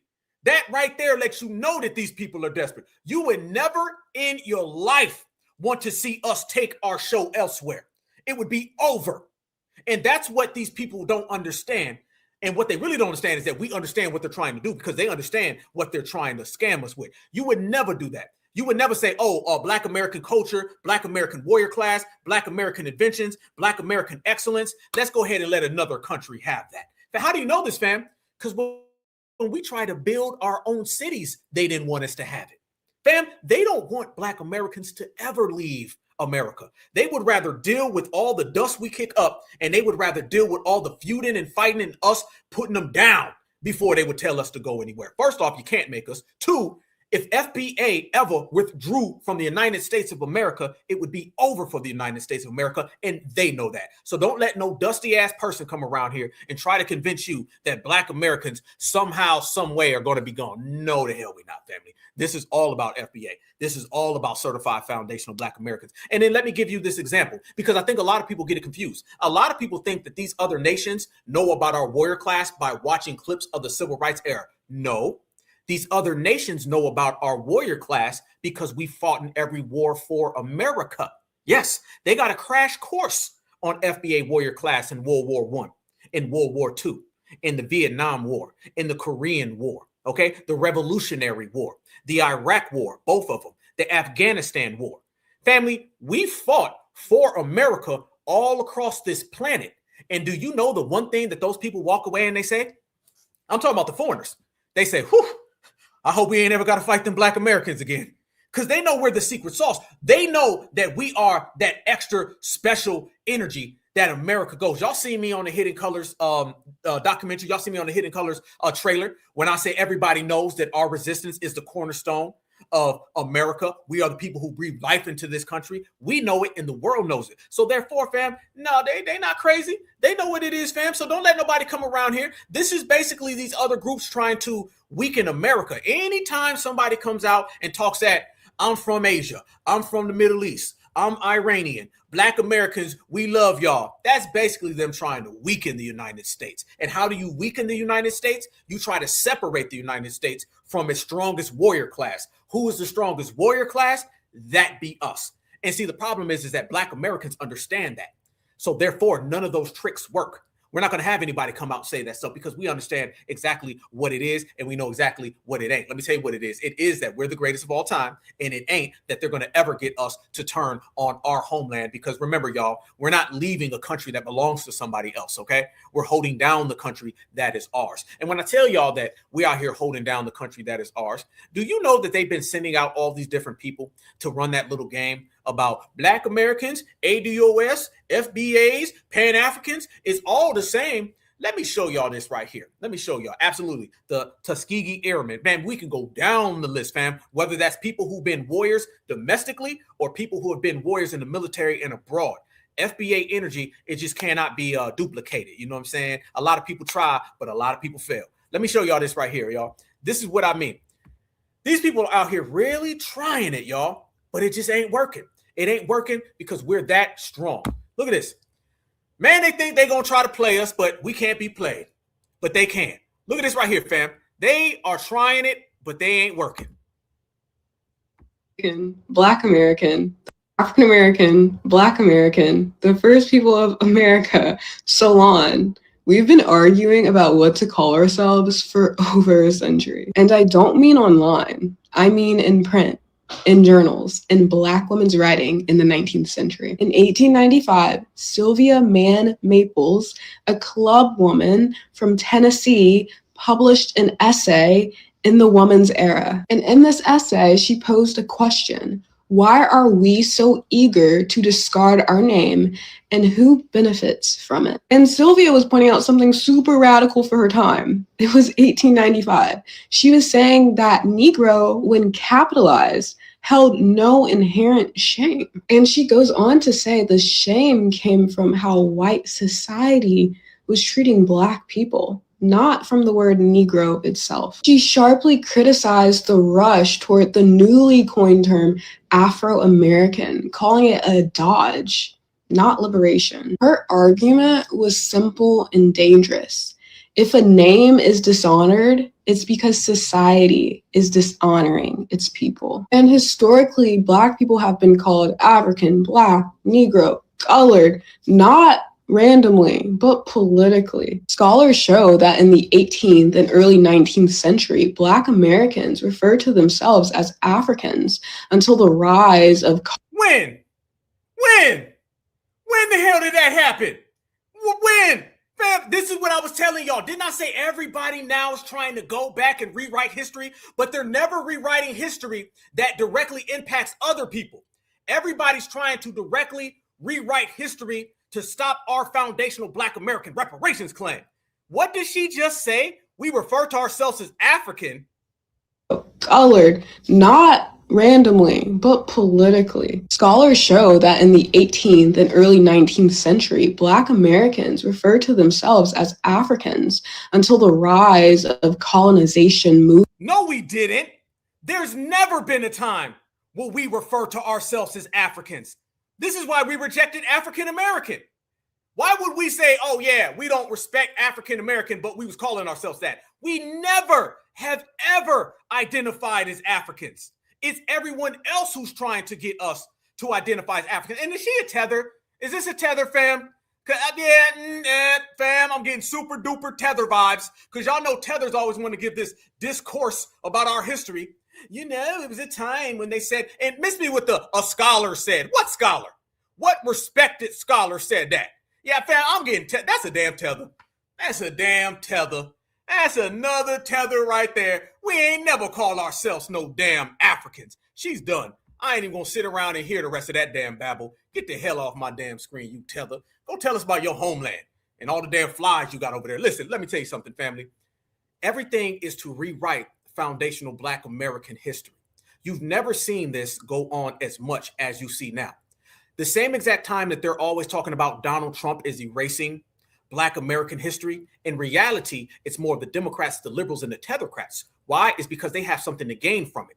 They want to replace foundational Black American history so they can remove us from reparations. That's what it's really about. Understand, y'all, there's two things. I want you to understand this and frame this and lock this in from your brother Black Alpha. The main two things that they want to do is to strip away foundational Black Americanism. They don't want us to be Americans. And the other thing they want is to strip us away from our reparations claim. And both of those typically go synonymous. You get rid of us being an American, you get rid of us being reparations holders. That is it right there. This is what they've been trying to do. Everything that you see, fam, it's always Africans never sold Africans. It's the Black Americans came during slavery. Oh, $2 Tonto's the original person. We called ourselves Africans. No, the hell we did it, y'all. Never have, never will, and it ain't gonna go down that way. You got to lock that in because now this is the play. They don't want us to do that. I want you to think about this, fam. What is this? Let me make this clear, y'all. And I'm gonna say this and y'all gonna easily see it. What are the main two things that we've been establishing in this era? I call it the reparations generation. It's an FBA renaissance. What are the two main things that we've been establishing? We've been establishing us being Americans, and we've been establishing our reparations. Aren't those the two things that get attacked the most? Think about the two things in which we are standing on business and firm about the most, and those are the two things that every day somebody's trying to attack us over. You can connect the dots very easy. You can do it with your eyes closed. We tell everybody it's lineage. They want to attack our lineage. We tell everybody it's reparations. They want to attack our reparations. So do you think it's a coincidence or do you think it's happenstance? The fact that the two things that this generation is being defined as are the two things that they attack the most? That's what I'm talking about. Remember just the other day, we were talking about Black empowerment. What did they attack in the 60s and 70s? They attacked the Black empowerment. What was Black empowerment? It was the main thing that people were down for. Find out what you are establishing the most, and you will find out who's attacking you the most. And you will find out why they're attacking you. If we were standing on something different, the attack would be something different. If we were standing on a different situation, they would have a different situational attack. The fact that it's lineage, heritage, culture. Every day, y'all ain't lineage, y'all ain't heritage, y'all ain't got no culture. That's exactly where they've been coming at us with, fam. And FBA's been standing on business and it's hurting their feelings, y'all. They cannot wrap their mind around that. That's not what they want us to do. They want foundational Black Americans to be everything other than foundational Black Americans, even going back as far to say, we's all African. Watch what I'm about to show y'all, family. This is very pivotal to what I'm saying. And this is why, and I want everybody to understand this. Rep where you from, y'all. Rep where you from, okay? There's a lot of power in that. I want to see more brothers and sisters repping where they from. See, lineage is cool now. Y'all notice that, y'all? Okay, first off, everybody uses the word lineage now. They can barely pronounce it. Nobody did before. Everybody says foundational. Nobody did before. Everybody saying heritage and culture. Nobody did before. We're making it cool. I want everybody to understand we're winning this battle that's going on politically and socially and spiritually on the planet Earth. We're winning right now. Go look at all the people who are talking about going back to Africa. And I went over to Ghana and became a king. Aren't they lame as hell? Don't they look corny? Go look at it, fam. Go look at the people who are over there. Like, what, Dr. Boyce Watkins? Okay, Dr. Boyce Watkins is lame as hell. And Dr. Boyce Watkins is talking about, I went to Ghana, man, and I'm a king over there. You know, he's lame. Nobody listens to him. But go look at the people who are talking about going and tracing their lineage back to Mississippi and Alabama and Arkansas. Do you see the different flow? Do you see the vibrations, y'all? Do you see how strong and how popping it is for what we're doing? And do you see how stale, outdated, and who gives a damn what they're doing? Fam, don't nobody give a damn about that going back to Africa. Notice, y'all, they got to pay people to go over to Africa. Them people be getting a bag, Sierra, Ludacris, okay? They got to go pay these people on that go back to Africa stuff. All the lineage stuff is free. The lineage, fam, we are the wave right now. Black Americans and the lineage, heritage, and culture, delineation, regulating, certified Black society, we are the wave right now. Everybody wants to be us. Everybody's following us. We, in this generation, with this renaissance, we've made it popping to represent being American. We made it popping to be certified Black. We made it popping to be the foundation. Anybody talking that going back to Africa, can't we all get along, Blacks and browns, those is the lame people sitting over there at that lame table. You walk right around them because they don't exist. We the ones really out here got it bubbling. This is why the youth are always rocking with us. That's why we tap in. It's the same outdated ass people that you see left and right over there on that side. It's the real riders over here on this side, family. So basically, it is the losers and it's the winners. And we win it. And let me tell you how much we're winning, y'all. They'll go to every little thing they can do to try to make it happen. Watch this, y'all. This person says Black Americans are descendants of Africans. Watch this, fam. This is what I mean by them trying to rewrite things that we shut down. And it just ain't working. Watch this. Bag. Because I still got, I'm going to say this for the slow people in the back, because I still got people commenting on my videos in which I told you Black Americans, the people who consider yourself Black Americans, that you are African. I still got y'all commenting on those videos saying that you're not African. And so I'm going to take a deep breath because I know that many of y'all had IEPs. Okay. And I know that many of y'all are slow. And I know that many of y'all have no idea who you are. And that is by design. And I know that you don't know what a damn brush looks like. If you don't comb your goddamn head, okay, comb your head before you talk to us. Since we talking about what people don't know. You don't know a brush. You don't know a damn comb. You don't know a mop. You don't know a broom. You don't know hair gel, hairspray. Don't come on no damn TikTok talking about what people don't know. And it look like you don't know the difference between a comb, a lawnmower, or a damn weed eater. Get your damn head right before you talk to us. Okay. But so let's walk through this together. You're calling yourself a Black American. Why? Because you're saying that your ancestry only goes far back as America. Okay. Okay. Well, this is something that you did not learn in school. Or maybe you did, depending on what school you went to. But clearly, most of you did not learn this in school.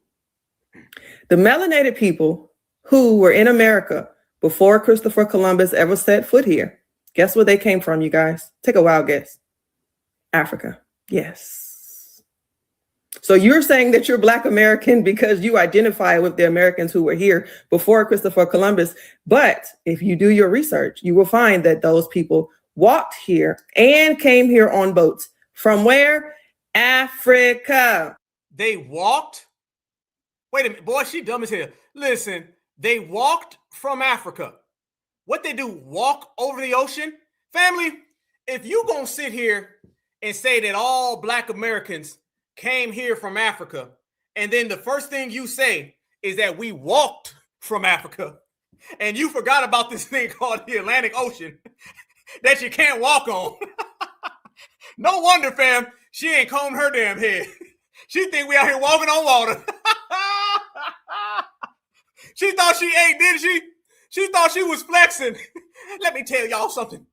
Y'all walked from Africa. Since you're so damn slow, no, you're slow. You're so slow that you think that human beings can walk on water. That's what you think. And human beings can walk on water. Okay, damn, say float. If she would have said floated, I might have halfway listened. Goddamn doggy paddled. Can you say y'all doggy paddled over? She just said we walked on water. Yeah, she just said Jesus up in here. Okay, y'all done walked on water. Guess how you got here? You walked across the ocean. What we do, moonwalk? What we do? Did we crip walk? What kind of walk was it? Okay, you need to walk to the corner store and go get you a damn hot comb since we talking about it. Okay, if I can walk on water, you can walk to the Korean shop and go get you a hot comb. We got a deal? Hell yeah. That is why you are classified as an African American, because the people who enslaved your ancestors knew exactly who you were. Okay. The people who enslaved your ancestors know who you were. So is she saying that white people are the masters? Did she just say white folks are the masters? So the white folks know about us. So basically she's saying is that they know everything. Do y'all see when you let people talk how much the Sambonian will come out of them? Y'all see what I'm talking about? Y'all see when you let them talk a little bit? So one, we walked on water, and now she's saying that the W's know all. They see all. So I guess she was talking Jesus. Okay, they see all, they know everything. There you go, family. She just sat there and said the W's know everything. They know where you came from. They know where you was at. They know what you was doing.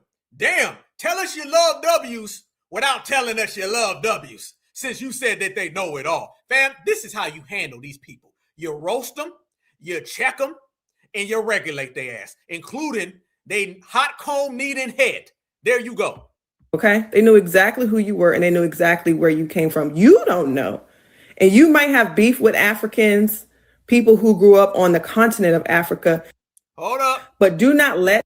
Fam, y'all see that gap? Do you see the gap, family? I'm not talking about the Gap. Boy, fam, she got the Gap band in her mouth. Fam, look at that Gap. I knew it, boy. I knew it. I knew, fam, the hair, okay, the damn Gap in the mouth, the walking over the ocean. This a damn tether.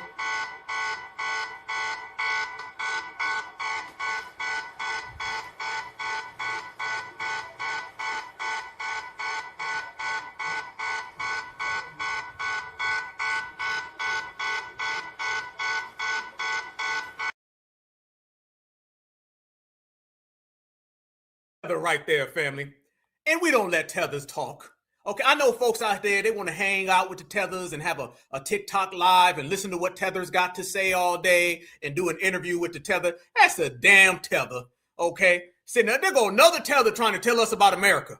Another tether trying to tell us about the United States of America when they asses weren't even over here. You see why we be regulating? Boy, regulating is fun. You got to enjoy the regulating, family. Enjoy it, y'all. Trust me, like I said before, the babies will thank us later, y'all. Go ahead and enjoy it. Enjoy it. Enjoy it. And fam, I'm about to take it a step further. We about to have a real conversation though right now. Let me load this up.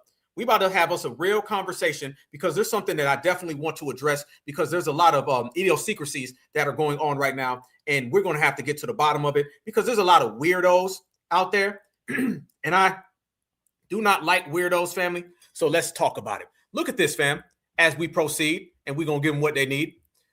Be cautious of these people who come out and they got these weird ass versions of slavery. I'm about to talk to you guys because there's something that concerns me. Have y'all been noticing a lot of these people coming out here and they're talking about either slavery didn't happen or slavery really wasn't bad or slavery is not the deal. We need to get the land instead of the reparations. There's been a hell of a lot of people that have been out there. You ain't lying, sister. Can they please ban TikTok? TikTok is just, it's just pitiful. I mean, there'd be people on TikTok lives all day. You wake up, you go to sleep, you come back, they still be on damn TikTok. I mean, it's just embarrassing, family. But there's been a lot of people out here talking real reckless. And let me tell y'all this. How many of you guys remember about a month ago, I did a broadcast where I was talking about Byron Donalds. Remember when Byron Donalds was saying that we don't deserve reparations because his Jamaican family doesn't qualify for reparations? That's what his family said, or that's what he said. And then I was going off on him. I was like, man, F him. And I said, F him and his grandmother. Do y'all know I had people write me and say, Black Alpha, don't say that about his grandparents. His grandparents didn't deserve to have what you said. Damn, well, I'm trying not to curse. Trying not to curse. And by the way, I apologize. I cursed a couple times earlier and on the last broadcast. I apologize for that, family.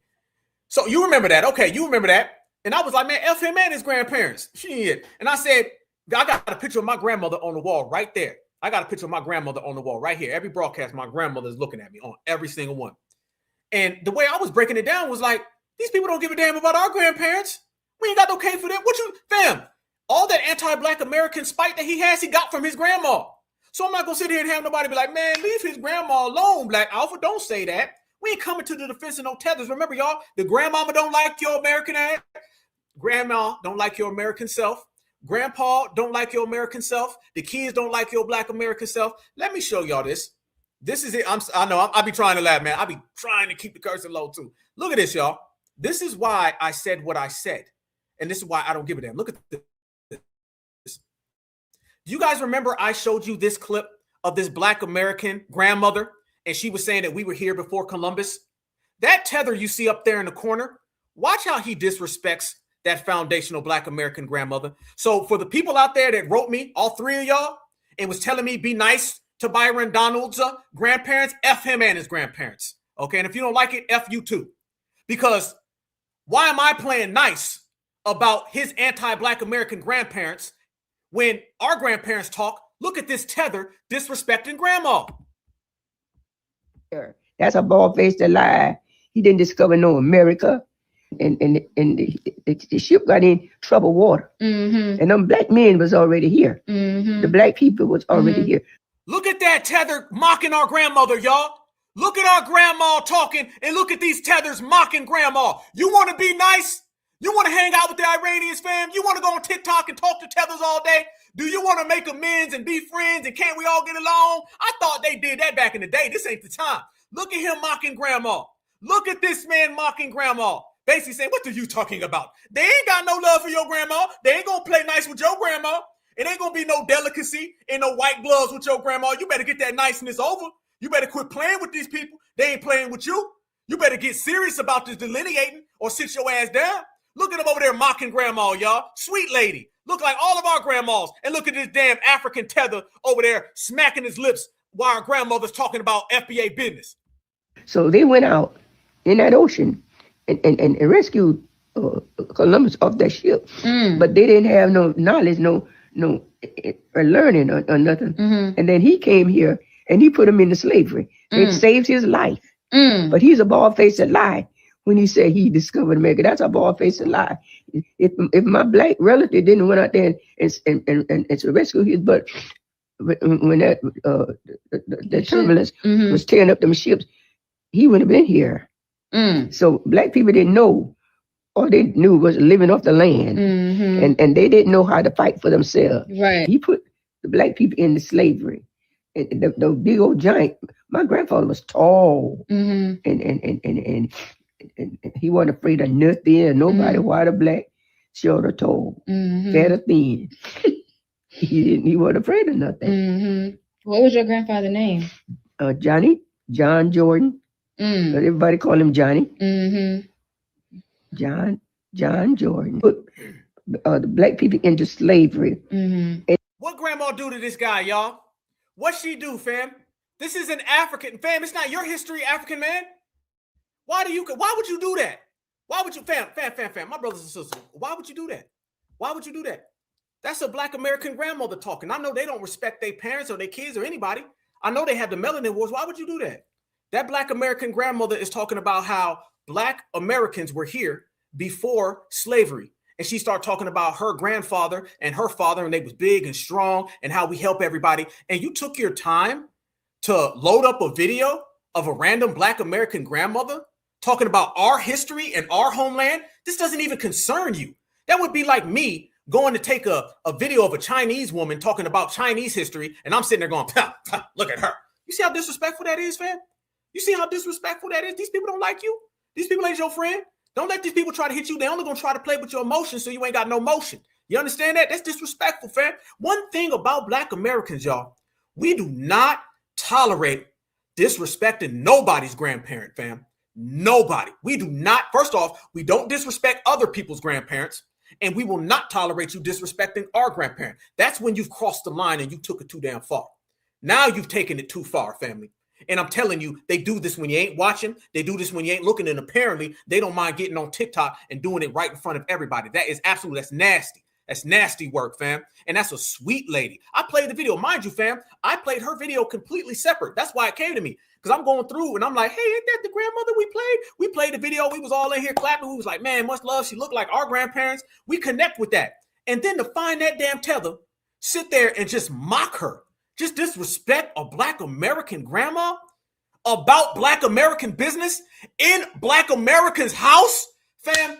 Unless you like getting spit on, then y'all, it's just crazy if you sitting there defending that, fam. And that's why I said F Byron Donalds and his people, because that's how they feel about our people. Only difference is, fam, I'm aware and I'm strong enough to understand how they feel about us. So I'm going to want to go out there and I'm going to clap first. So I understand the way they're moving it, fam. So no. Absolutely, man. We don't do that. You don't disrespect no black American elder.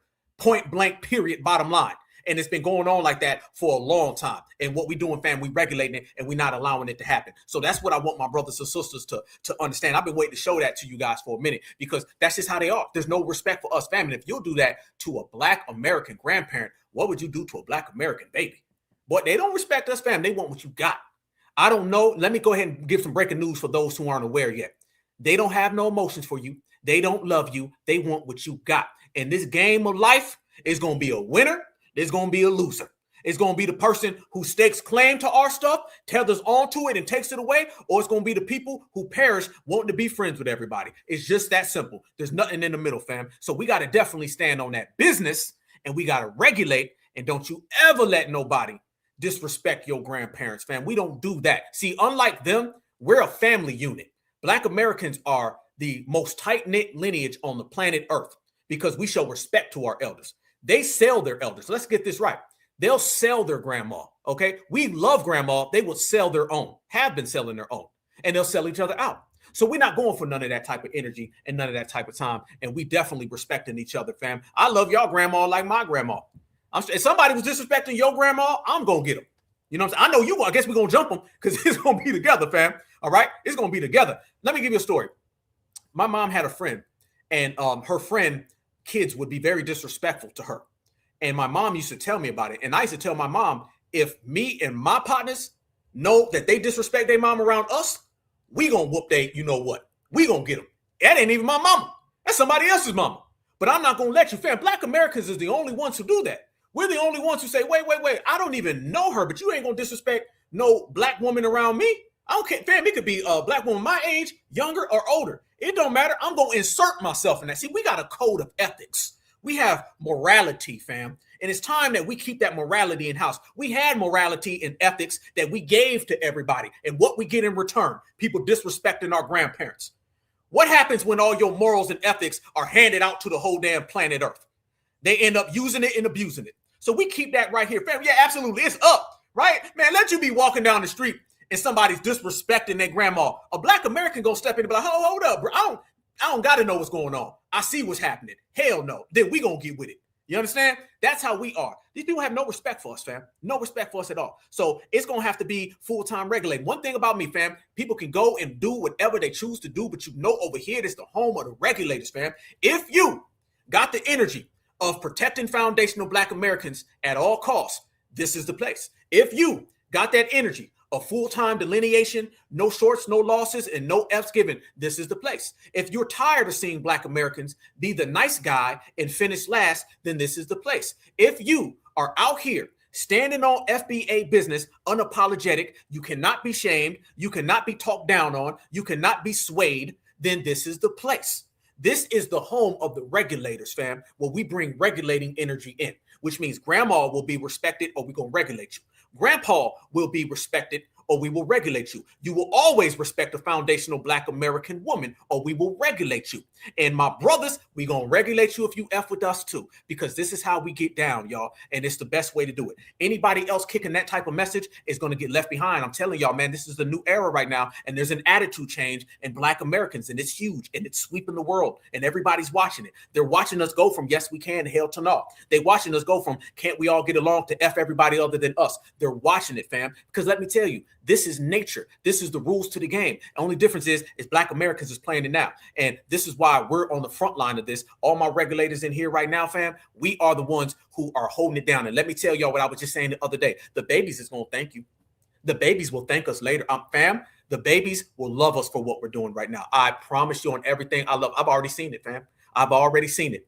The babies, I'm talking about 10, 20, 30, 40, 50, 60 years from now, they'll thank you for everything you're doing. The babies are going to thank you for not being shamed and continuing to delineate. The babies will thank you for not being persuaded to love everybody else. You got to think about that, y'all. I'm telling y'all, there's kids right now that ain't even breathing. And I'm telling you, they're going to get to this planet and they're going to say, thank you for getting our culture, our heritage, and our lineage in order and not falling astray to everybody else. I promise you the kids is going to thank us for it, family. I promise you. It doesn't matter who you are, fam. You know why? Because they're going to, let me tell you something. Somebody's going to come to your kid in about 10, 15 years and say, what's up, brother? Aren't we all black, brother? And your little kid going to say, get the F away from me. You pull that on my mom and dad and they checked your ass. Get out of here. Somebody else is going to come and they're going to say, black and brown, we in this together, Holmes. And the baby's going to say, get the hell out of here. I know what you're doing, Julio. Nice try. We didn't have that. See, we had to learn this on our own. We had to learn this on our own, family. We had to figure this out. This is why we're so pivotal, y'all. We had to find this out. Everything that's happening with delineation and regulating, fam, we had to learn this. We didn't have people sit us down and say, hey, stay away from them Africans. They don't really like us. We had a few of them. Shout out to the people who was riders, but we had more people saying, oh, they're your friend. Okay.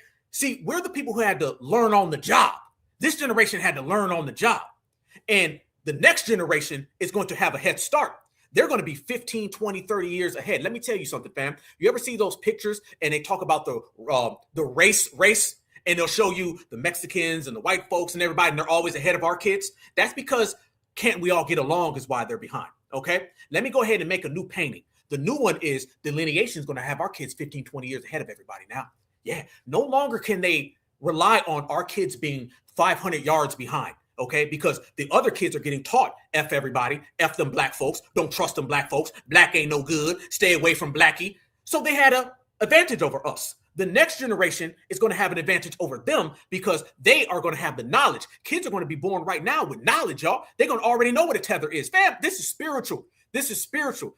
The children of tomorrow are already going to know what a damn tether is when they get here.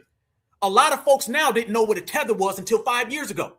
The kids are already going to know what reparations is, how much we're owed, why we're owed it, and cut the goddamn check. And it's going to be because what we did now. Our babies of the future will thank us. I'm promising you. I'm not no damn prophet. I'm just a real NIGGA from the state of Georgia. And I'm telling you right now, we will be thanked by the children because the children are going to see every lesson we taught them that we didn't necessarily get taught. So therefore, we're going to be ahead of the game. Ain't it beautiful? That's damn right. Let me show y'all this right here, fam. Look at this. This right here is what I be talking about. Be very cautious of people coming around here with those, let me tell you what happened, brother. See, technically, the sky ain't blue. Blue is really called pewter. Pewter is an off purple. Off purple only came when we was being enslaved, fam. Like Brother Malcolm said, make it plain, make it simple. The babies will understand. Watch this, family. Watch this guy. No harm to this guy, man. I don't know this guy.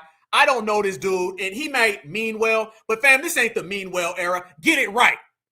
Watch this dude, and he goes on a whole thing about slavery, but then he starts kind of convoluting things. Let's clean this up. What's going on? I see this, right? You're probably wondering, well, when did he shoot this? At the end of March. I walked out this morning, and I was like, what? Oh, my goodness. It's almost like old man Wonder got kicked out of his lady's house, and now he done came back through the city. But anyway, I want to talk about reparations for a second. I've just been thinking about it.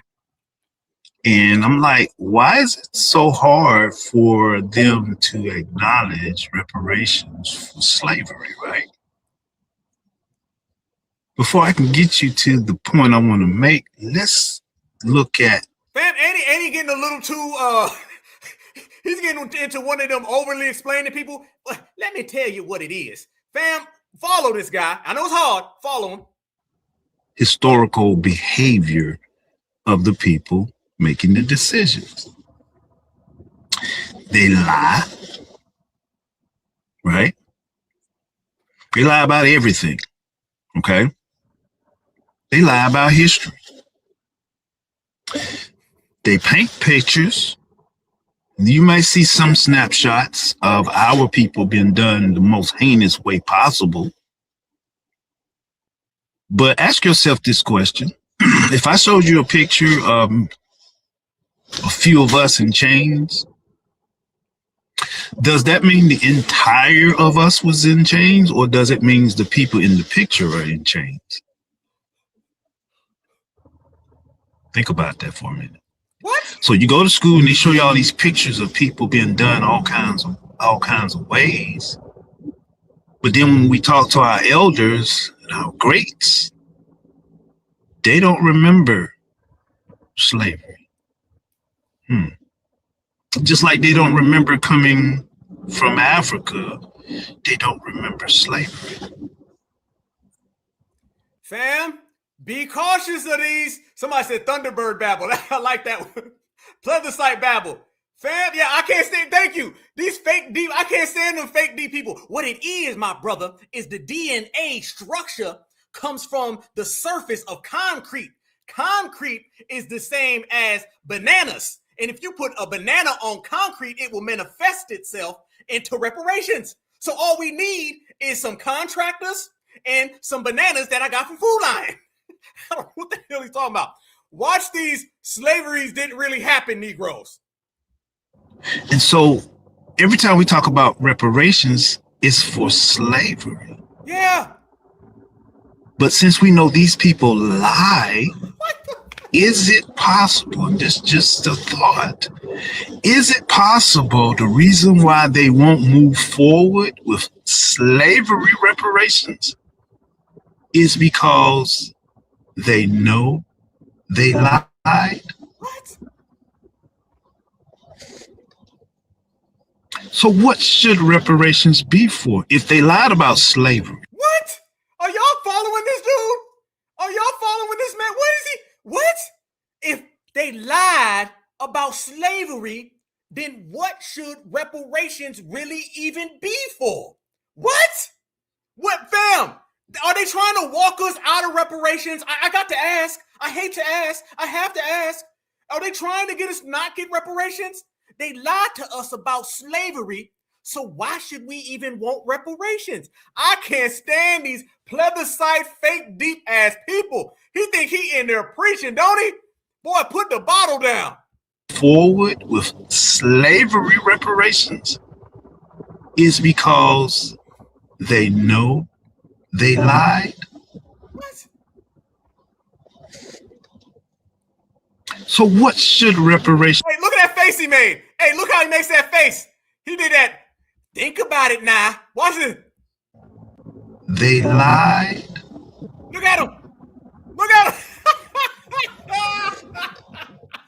He think he eating, y'all. So what should reparations be for? If they lied about slavery, what should reparations be for? It should be for the fact that you came over here and took our lands from us and disfranchised us from our land. You made billions off of our land that you took from us. You put us into concentration camps. You put us in the grave.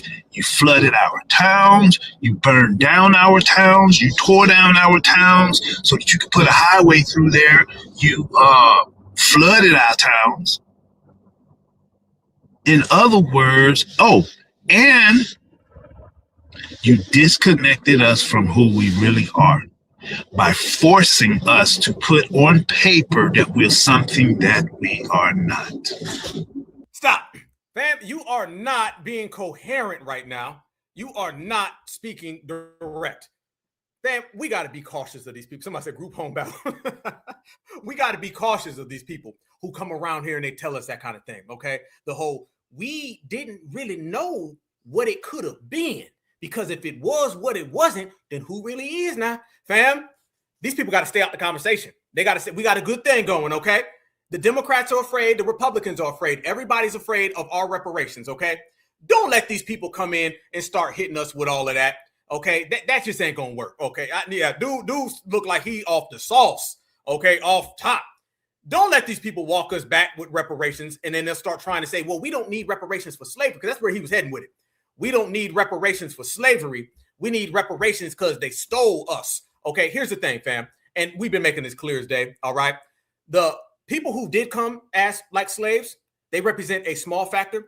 The other people were POWs, but it was still all slavery, all right? It was still all slavery, and that is what we're talking about. And the slavery that ended up occurring to us, we ended up building America in the process. It's not that deep. Don't let none of these fake deep Negroes start popping up, because when the fake deep Negroes pop up, they ruin everything. We'll be right there about to get reparations, and here comes somebody saying, I don't think we need reparations. Well, damn, where the hell you at? He's way in the back row and stuff. He dressed like a damn wizard from the Lord of the Rings. I said it. Hell no, nigga. We don't need reparations. I think we should all get a magic wand and go back to Egypt. And I got to go back to Egypt, particularly in the year 602, because that's when the Grand Awakening happened. Y'all want some damn money. Yeah, no, we want you to be quiet and sit down, okay? Get them people out, man. Y'all remember when them reparations hearings was happening and all types of weirdos was popping up, which is weird. So yeah, he be in the back. Man, we don't need no money. I just need a magic wand and a magic carpet. I'll be good. Your ass will be good, okay? I want money. Dollar bills. It's always something other than money, man. You know what I'm saying? Give us the paper, give us the dollars. Being babble. We ain't here straight. I'm saying, fam, there was people popping up. Literally, they were showing up. And these folks were showing up with wizard stuff on, talking about reparations, and we didn't need none. And all we need to do is just pray to the North Star on a Saturday at 12 o'clock precisely. All right? And the sky was going to open and just money was going to fall. Nah, man, stay away from the people. Somebody said ENJ metaphysics. Damn, you ain't lying, y'all. But that's what we've been doing, y'all. We've been separating all of that type of ignorant babble, because that's exactly what it is, man. It's ignorant babble that has no place in this. We've been keeping everything clean. That's one of the onuses and the things that I'm hell-bent on, fam. Even if we got to have a pop-up broadcast and we got to go all the way in, no matter what it is, y'all. If I see something that's out of balance or off balance and it's messing us up, I'm jumping on it, man. I'm not playing them games, y'all. I'm not playing them games. I'm going to make sure that foundational Black American, certified Black society, I'm going to make sure that the message stays clear. Because one of the things that they love to do to us, fam, is to get our message to be unclear. Once they get an unclear message, then they can mess us up. That's what always happens, y'all. They'll come and be like, what about this? What about that? What about that? No, we're focusing on what we're focusing on, and we're staying pure to who we are. That's what we're going to do. I want everybody to stay focused, stay clear. There's going to be a lot of things. Listen to me now, fam. There's going to be a lot of things, and there's going to be a hell of a lot of people who are going to be coming at you. You're a foundational Black American, and you're exceptional. And you're a part of the greatest lineage, heritage, and culture, and the greatest reparations generation, okay? So people are going to be coming at us with a hell of a lot of stuff, y'all. We're going to have to continue to stay focused. You're going to have weirdos. I'm talking about straight up weird ass people popping up saying the weirdest things. We got to maintain and stay focused. So this is what we do. It's like a think tank, y'all, where we can all get together. If you talk reparations, somebody's going to come up and try to twist it. And that's really what the game plan is now. They know they can't stop our motivation. They can't stop our wherewithal, our skill, our talent. So the next thing that they're trying to do is stop our actual claims by just throwing stuff in there, okay? Let's just say stuff. Say a bunch of shit and just ruin what they got going, okay? So we're focused on where we are. Black Alpha, I'm telling you, I'm going to always keep everybody on track. Always keep everybody on track, family. We're not going to go this way and go that way, because that's how they're trying to stop us. And speaking of people being stopped, there's some investigations that have been popping up on particular people who marry their brothers. Yes, and who scam a lot of people. And they do that based on the fact of them trying to come over here and act like they're down with us, but they're really not. How many of you guys seen that the Ilhan Omar lady is being investigated now? Have y'all seen that, family? While the Somalians is out there talking all that crazy talk, I told everybody once the whole Somali and Minnesota thing goes down, you're going to start to see a bunch of different things pop up. Fam, now they got her completely under investigation, and the walls are closing in on those same Democrats. Fam, vote couch, be a regulator, stand on business, don't vote for the Democrats, and then watch their downfall. Watch this right here, family. They got these people locked up now, and they are coming right after her. And I want everybody to enjoy the show. Fox News alert, Ilhan Omar under investigation after racking up millions while she was in Congress. Senior national correspondent Kevin Cork has it. What's up, Kevin? Good to see you, my friend. What's the old saying? Follow the money? Well, that's precisely what the House Oversight Committee is doing. They are probing squad member Ilhan Omar's skyrocketing family wealth, Jesse, especially in the wake of that $9 billion, some would argue $19 billion, Somali social services fraud scandal that exploded in her district in Minnesota. The oversight chair, James Comer, says his team's lawyers are exploring the extraordinary step of subpoenaing Omar's spouse over his curious business practices. Republicans want to know how the Somali-born Omar and her politically connected husband, Tim Minette, went from being nearly broke to being worth around $30 million in just a year, according to her 2024 disclosure forms. Quoting Comer now, there are a lot of questions as to how her husband accumulated so much wealth over the past 2 years. It's not possible. It's not. And he's a money guy. Minette and his partner, Will Haler, back in 2022, formed an investment firm, Jesse, named Rose Lake Capital. They had $42 in their bank account at the time, but in a year, up to $25 million, according to Omar's filing. By the way, he also has a wine business that went from next to nothing to millions on its books. Not surprisingly, associates were so perplexed about the irregularities, they brought information and attention to the feds to, look into it. Now, for her part, the Congresswoman has repeatedly, and I say defiantly, denied any wrongdoing while being also careful to criticize the ongoing probe. But, sometimes they say, Jesse, the ones who yell the loudest have the most to hide. Well, innocent until proven guilty. I'm sure everything was perfectly legal. We're just checking to find out. Kevin, good to see you. Fam, It looked like the walls is closing in real good. Real good on her, fam. Yup. Good. Good. As they should. As they should. Look how the walls is closing in on them, family. You know what I'm saying? We watching these people, yo. They going down bad real fast. Real fast. And you know what I like about that, family? All the stuff with her brother and all that, whatever. They getting on her about the scamming. Y'all notice y'all ain't been seeing her on the news. When was the last time you really seen her like that? You ain't really seen her like that. She been real hush-hush. And when they go hush-hush, man, that means they know people on them. And by the way, I heard J.D. Vance is actually the one who's on the case now. So a lot of that stuff that was going on in Somalia, or shall I say in Minnesota, a lot of that stuff now has been kind of pushed to the back. And what they're doing is focusing in on these individuals who were doing the collective crimes, and they're on a tail right now. So yeah, she's being investigated, and don't be surprised if some charges come up. Don't be surprised if some charges come up, family. And yeah, she hiding, ain't she? She hiding. Because remember when they was running up on her at the city hall or whatever, and they kept asking her, what's up? You married your brother? You married your brother? And she kept walking. She ain't talking all that stuff about Trump no more. She ain't saying nothing about Donald Trump no more. She real quiet, real cautious, and she's watching what she says, because anything you say can and will be used against you, Mrs. Fufu. And speaking of Mrs. Fufu, there's a lot of Mrs. Fufus out there.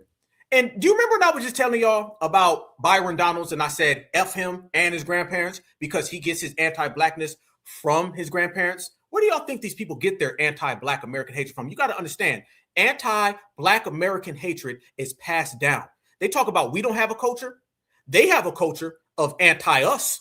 It gets passed down from generation to generation to generation to generation. The tethers that you see today, they didn't just wake up and be anti-black. They were anti-black because somebody made them anti-black, their parents. See, we understand as regulators and certifieds that what we see today is just the microcosm of what's been occurring in all these different people's homelands. They get it passed down. They pass down being a fleer, and they pass down anti-blackness. And typically those things go hand in hand. Let me show you guys exactly what I'm talking about. Look at this Mrs. Fufu telling her junior Fufu that she wants her to marry a W man. Look at this, fam. Look at the screen. Look at the screen. This is what I'm talking about. Look at the older Mrs. Fufu. Yep. Well, the older Mrs. Fufu, she sits there and she tells the younger Fufu she needs to get her a white man. Watch this. I want whites in the family. My future husband to be. Now I want whites in the family. To be honest with you, if you get a good white, oh yeah, they hey, the way she love the black man. I should get a white husband. You have to find the right one. Do you want my future husband to be? Now I want whites in the family. I want whites in the family. And look at the daughter thinks it's funny. To be honest with you, if you get a good white, oh yeah, they hey, the way she love the black man. I should get a white husband. You have to find the right one. Look at that, family. There you go. She said, should I get a white husband? And she winked. There you go, fam. Uh-huh. That's how they feel. That's what it is, fam. They love fam, because guess what? She was doing the same thing when she was young. I'm telling y'all, this is how these people feel. This ain't nothing new. Tethers didn't just become tethers yesterday at 12 o'clock. No, these tethers been tethering. They got it from their parents. Look at that, fam. Love and W's right there. That ain't nothing new. She out there said, I need to get a white husband. Do I get white husband? And she winking, because that's what she wanted. That's what she wanted, family. Yes. She wants some of that Euro-African. That's what she wants. She winking at her, too. Look at that, fam. What would we say about somebody saying that in America? Boy, we will roast your ass upside down if you talking that. So that right there, fam, that's senior Fufu and junior Fufu. And both of the Fufus, they want some mayo. And when you put mayo and fufu together, you get Mufu. And them some desperate Mufus. So there you go, fam. The Mufu connection needs to be studied, because that's right there is the Mufu connection. You see what I'm talking about? But yeah, that's how it is, fam. Oh yeah, that go on all the time. All the time. That's what they've been teaching them. They've been teaching them, go get you a W man. Go get you a W man, and the W man will save the day. That's how they feel. So they all feel that way, and they've always felt that way. And again, like everything, foundational Black Americans are aware of it, and we call it out. See, the beautiful thing about nowadays, y'all, is that we can expose everything. Whatever's said and done, we're going to expose it. We're going to highlight it and let the whole world see. So that's what we're doing right now. And we're doing it and we're watching it all unfold and we're watching it precisely. Man, you got to love it, man. I love being a part of this foundational Black American era. I love representing it to the fullest, man. I love holding it down. Man, let me tell you something. If you are right now living, breathing on code foundational Black American, this is the most beautiful time to be alive because we are represented to the fullest. And matter of fact, speaking of represent to the fullest, we can't let people represent us who are not us. Godfrey was running around here and Godfrey was talking all that talk about Black Americans, right? Remember when he gets on that little show and that Nigerian comes out and he starts disrespecting Black Americans? He told Black Americans to eat a D-I-C-K. Remember that, fam? Remember all that talk about the African booty scratch and he's always disrespecting Black Americans? I'm going to tell you why you don't have people like Godfrey represent you. Because now W's are coming out and they're quoting Godfrey and they're saying, look at the Black American representative, Mr. Godfrey. Yes, they are. They're out here talking about Godfrey being a representative of Black Americans. Fam, don't you ever let somebody represent you because the person who's representing you, who's not you, the dominant society is going to prop them up and say, well, he said this. Let me show y'all something. Remember what I told you Godfrey does? Godfrey, he does some tethering and then he'll throw out Black inventors. That's how he kind of gets you off his scent. I see it from a mile away. One thing about me, fam, I see and I hear everything. I am an analyst. I know exactly what's happening. If somebody sneezes, I'm going to know exactly the agenda that they got. Godfrey will bust a joke. Whenever the block is hot for Godfrey, notice y'all, whenever we start kind of questioning his tetherism, he'll make a joke or he'll start naming inventions. Naming inventions does not make you any less of a tether. Telling a joke or an impersonation does not make you any less of a tether. Watch how Godfrey is sitting here talking and watch this W dude come out and he starts talking about Godfrey. The W dude is completely wrong, but you don't see Godfrey pushing back on the W dude, do you? Because he's too busy talking about FBA and pushing back on us. Look at this, fam. Notice that this W refers to Godfrey as a Black American. Watch this, family. This is why you don't let people like Godfrey talk for you. This is Godfrey, an African-American comedian who has appeared in such classics as Soul Plane and American comedian who has appeared in such classics as Soul Plane and Fat Girls. During an appearance on Willie D Live, Godfrey made some dubious claims. You know, Black people invented hockey in 1895? I'm sorry, what? Black people invented hockey in 1895 in Nova Scotia, 22 years before the NHL. But the NHL didn't invent hockey either. There's a book called Black Ice. You can see it. Godfrey is referring to this book by George and Daryl Foste titled Black Ice, The Lost History of the Colored Hockey League of the Maritimes, 1895 to 1925. And as you can surmise from the title, the book is about the creation of the first Black Hockey League, not the invention of hockey. So I'm guessing that Godfrey didn't read the book. Whatever. And for the record, the first indoor game of ice hockey was played in 1875, 20 years before the Black Hockey League was formed. Stop. This is why tethers don't need to talk for us, okay? Godfrey, you need to be clapping back on these W's who are trying to come after you. Don't speak on us because now here you go. Here's Godfrey, an African-American. He's an African. He ain't an American. This is Godfrey, an African-American comedian who has appeared in such classics as Soul Plane and several Black inventors and their inventions. First, claiming that a Black woman invented GPS. However, the actual inventors would be Roger L. Easton of the Naval Research Laboratory, Ivan A. Getting of the Aerospace Corporation, and Bradford Parkinson of the Applied Physics Laboratory. Now, the Black woman that Godfrey is referring to is Dr. Gladys West, who worked on the development of computational techniques for detecting satellite positions with precision. In other words, she was a primary architect of the mathematics that make GPS work. And while she should be celebrated for her contributions, it is factually incorrect to say that Dr. West invented GPS. First off, yes, she did. Yes, the hell she did. And y'all notice that these W's won't ever come after us? Y'all notice that, right? Notice they'll talk about Godfrey, but they'll never come after us. Notice this, fam. Notice he wants to debunk Godfrey, an African who's talking about Black Americans. He'll never come and have that conversation with us. Everything that W says in that whole piece, He's sitting there saying what Godfrey said, and what Godfrey was saying, F him and Godfrey, okay?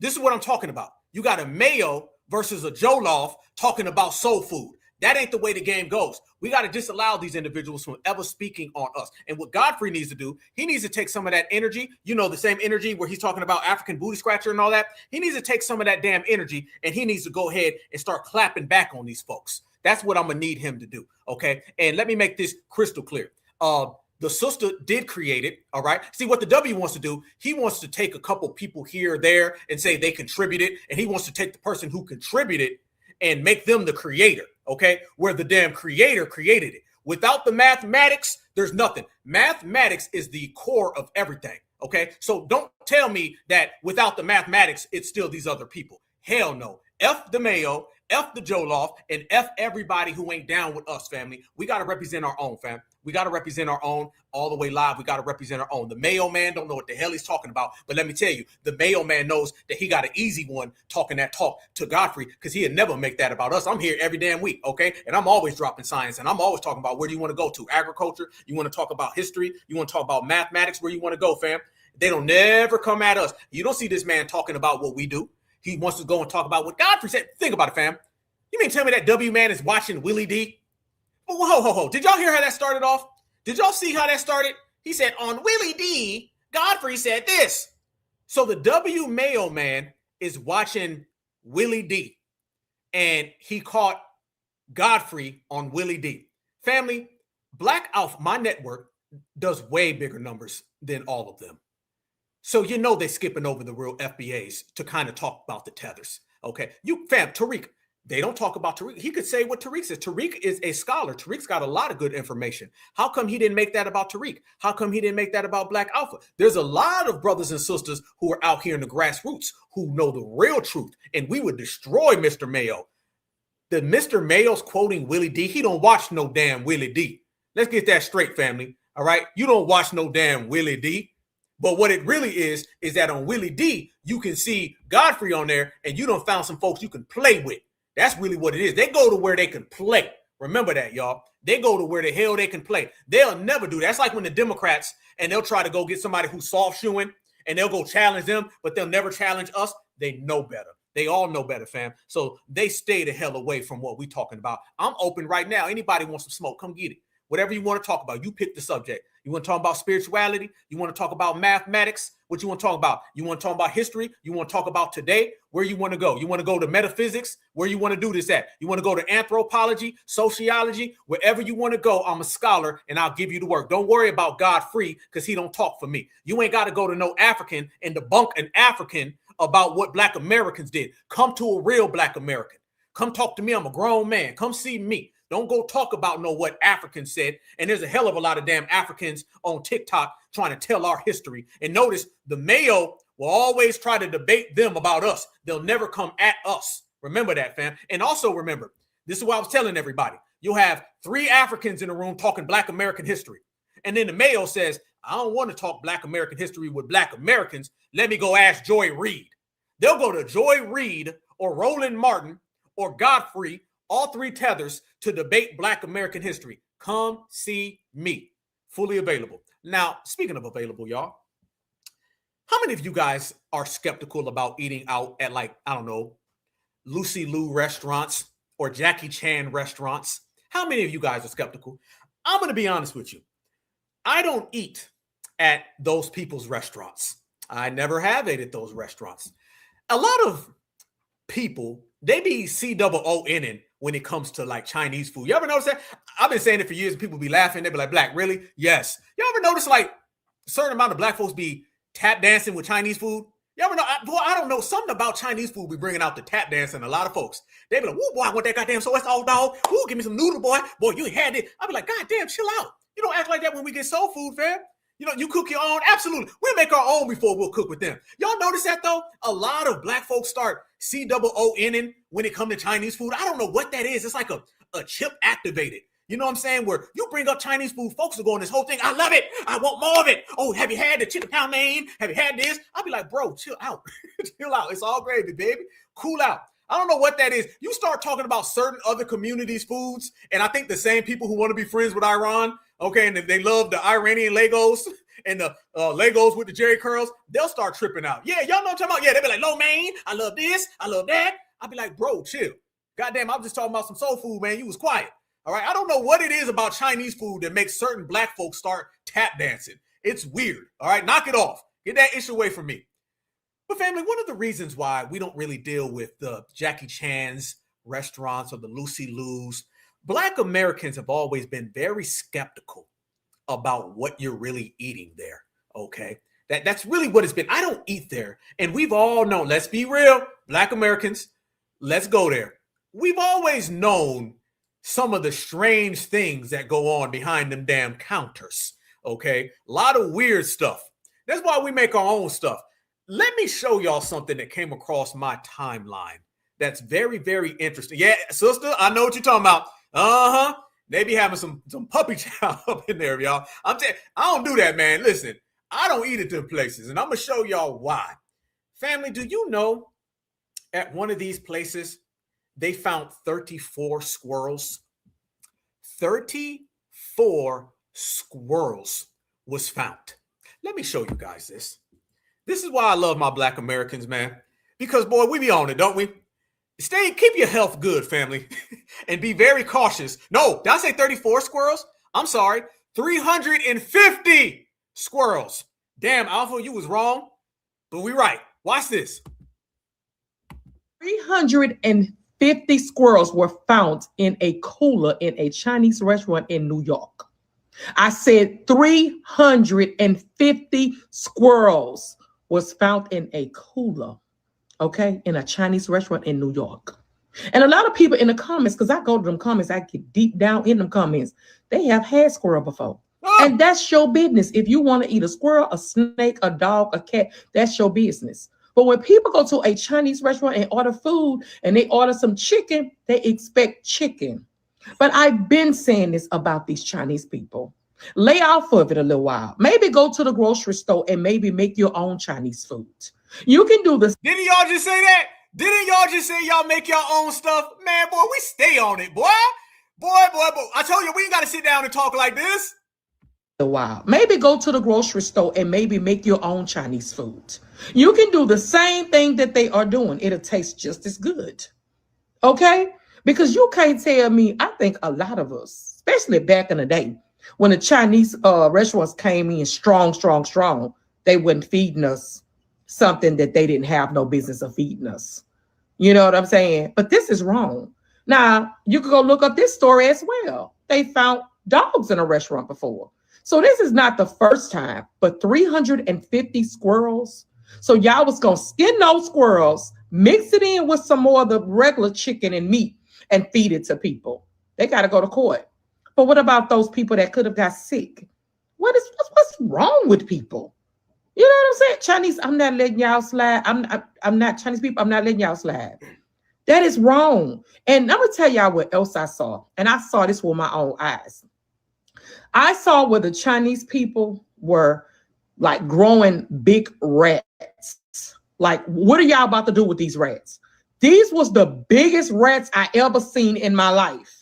You know what I'm saying? So if you are a Chinese eater person, eat Chinese food, please be careful. That's all I'm going to tell you. Go look it up, okay? Go look it up, the story about the squirrels, and think that I'm lying. Hugs and love. Y'all be blessed to J-Lo. Mwah. Damn. Whoa, no, hell no, fam. 350 squirrels? 350? Nah. And fam, that's been going on all across the country. And Black Americans, like always, because we the best, I love us some us, we've been the ones really always talking about that while everybody else be doing this. They be like, don't go there, don't talk about it. Black Americans always been like, nah, Fam, we've heard it all. We've heard them. We've heard Garfield was there. I heard Odie was there as well. Just being honest, y'all. You know what I'm saying? And I heard it had Odie in the back. I heard Old Yeller disappeared. You know what I'm saying? I'm just keeping it real, y'all. You know what I'm saying? I heard Clifford, the big red dog. They found him out that thing. You know what I'm saying? Felix the Karen was out there. Top Cat. I'm just keeping it real, y'all. You know what I'm saying? There's been a lot of that. Black Americans, be very, very cautious with this. And shout out to y'all, because obviously we all on the same page, and we ain't the little tap dancers for their food. You know what I'm saying? We gonna cook our own and stay good. But yeah, that's what they've been doing. But fam, y'all think that's crazy? Watch this one. Black off. This gonna be our health segment today. Stay away from them. Watch this. I got even more stuff that's gonna freak you out, y'all. Be cautious. You never know what these individuals are up to at all. Never. Look at this one. This one is, these people are buying food. The food is going, it's getting expired. Soon as the food is expired, they're taking the food, they're adding new ingredients to it, like that sister just said, but she's talking about a whole different place. So it's happening all over the country. So I want all my Black Americans all over the country to stay good. Just don't eat with them. They're taking expired food, they're adding new stuff to it, mixing it up, and then reselling it back to people. Watch this story, y'all. Another bizarre ass story going on with these people. Yeah, Tom and Jerry in the freezer. You call for that one. Man, I'm telling you, they had Tom and Jerry. I heard the Chip and Dale Rescue Rangers was up in there. Scrooge McDuck. I mean, they done had all of them, fam. You know what I'm saying? Mickey Mouse. They had Goofy. Poor Goofy. He tried to run, man, but they caught him. You know what I'm saying? So shameful. But look at this, y'all. They're taking expired food and they're adding stuff to it and they're selling it. Look at this. He was forced to make old food look fresh. That's why he secretly recorded his supervisor admitting tampering with best before dates is industry standard. Every store does the same thing. All the other stores do the same. At his home, Safari demonstrates what he says is done at work. He takes cheesecakes weeks past their best before dates, adds new toppings, and sells as fresh. I decorate it, and I'm selling expired stuff. Marketplace hears from grocery workers at smaller stores and big chains, sharing stories of food tampering. He used to work in a Toronto area supermarket. He shows us how he was told to give old meat new life. It's like this. We would... Food tampering, that is criminal. Food tampering, that can hurt somebody. Ain't no damn food tampering. That's a crime. Felony. Work in a Toronto area supermarket. He shows us how he was told to give old meat new life. It's like this. We would dabble in a little bit of blood, throw it into the meat mincer with some redder meats, and then all together it would make it look red. And then we put it back up on the shelf. At the University of Guelph, a microbiologist simulated what grocery insiders told us they do. He discovered toxins and bacteria linked to serious illness. He says he was forced to make old food look fresh. That's why he secretly recorded his supervisor admitting tampering with best before dates. No, family. No, no, no. Everything about that is terrible. Terrible. Yeah, that's criminal. Yeah, somebody said the Care Bears. Yeah, they got the Care Bears on the grill. They put some spices, some Goya powder on the Care Bears. You don't know what it is. Yeah, absolutely. How you gonna do that? And fam, ain't no charges. Ain't no charge. Now, black person got a store and our music is loud. They want to give an ordinance and shut you down. But you got that right there? No. Yeah, shut them down ASAP. ASAP. But they're around just to do an interview. And y'all notice they all got accents. All this stuff seems to have accents, right? Like, I took the food and I cut the steak and I added more sauce to it. But the sauce came from the rat in the background. I used Master Splinter and the Ninja Turtles, Donatello, Michelangelo, Leonardo, Raphael. Come on, bruh. You using all these different people? I don't know, dog. But yo, if that was bad, fam, let me see y'all faces. Fam, if that was bad, let me ask you all this question. Would you, the next place I'm about to show y'all, I need to know, would you eat here? These people are out of control, man. You know what I'm saying? Protect yourself, fam. Protect yourself. They don't give a damn. They don't give a damn. They don't give a damn. Watch this story. Fam, do y'all know they got iRobot out here now cooking food? The damn Terminator is out here making food. I S you not, fam. The damn Terminator is out here cooking food. Watch this, black Americans. And y'all gonna be like, what the hell?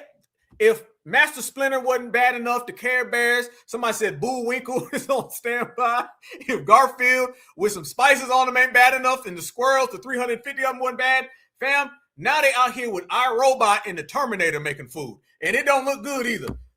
Look at this, family. Robots cook your burger and fries in this new California fast food restaurant. Watch. California. That's where the world's first ever fully autonomous AI-powered restaurant has opened, complete with burger flipping bots. This automated grill gives the meat its sizzle as this restaurant goes robotic. For this burger, it would take about 120 seconds. Cali Express by Flippy is the world's first AI-powered eatery. There's new technology outside the kitchen, too.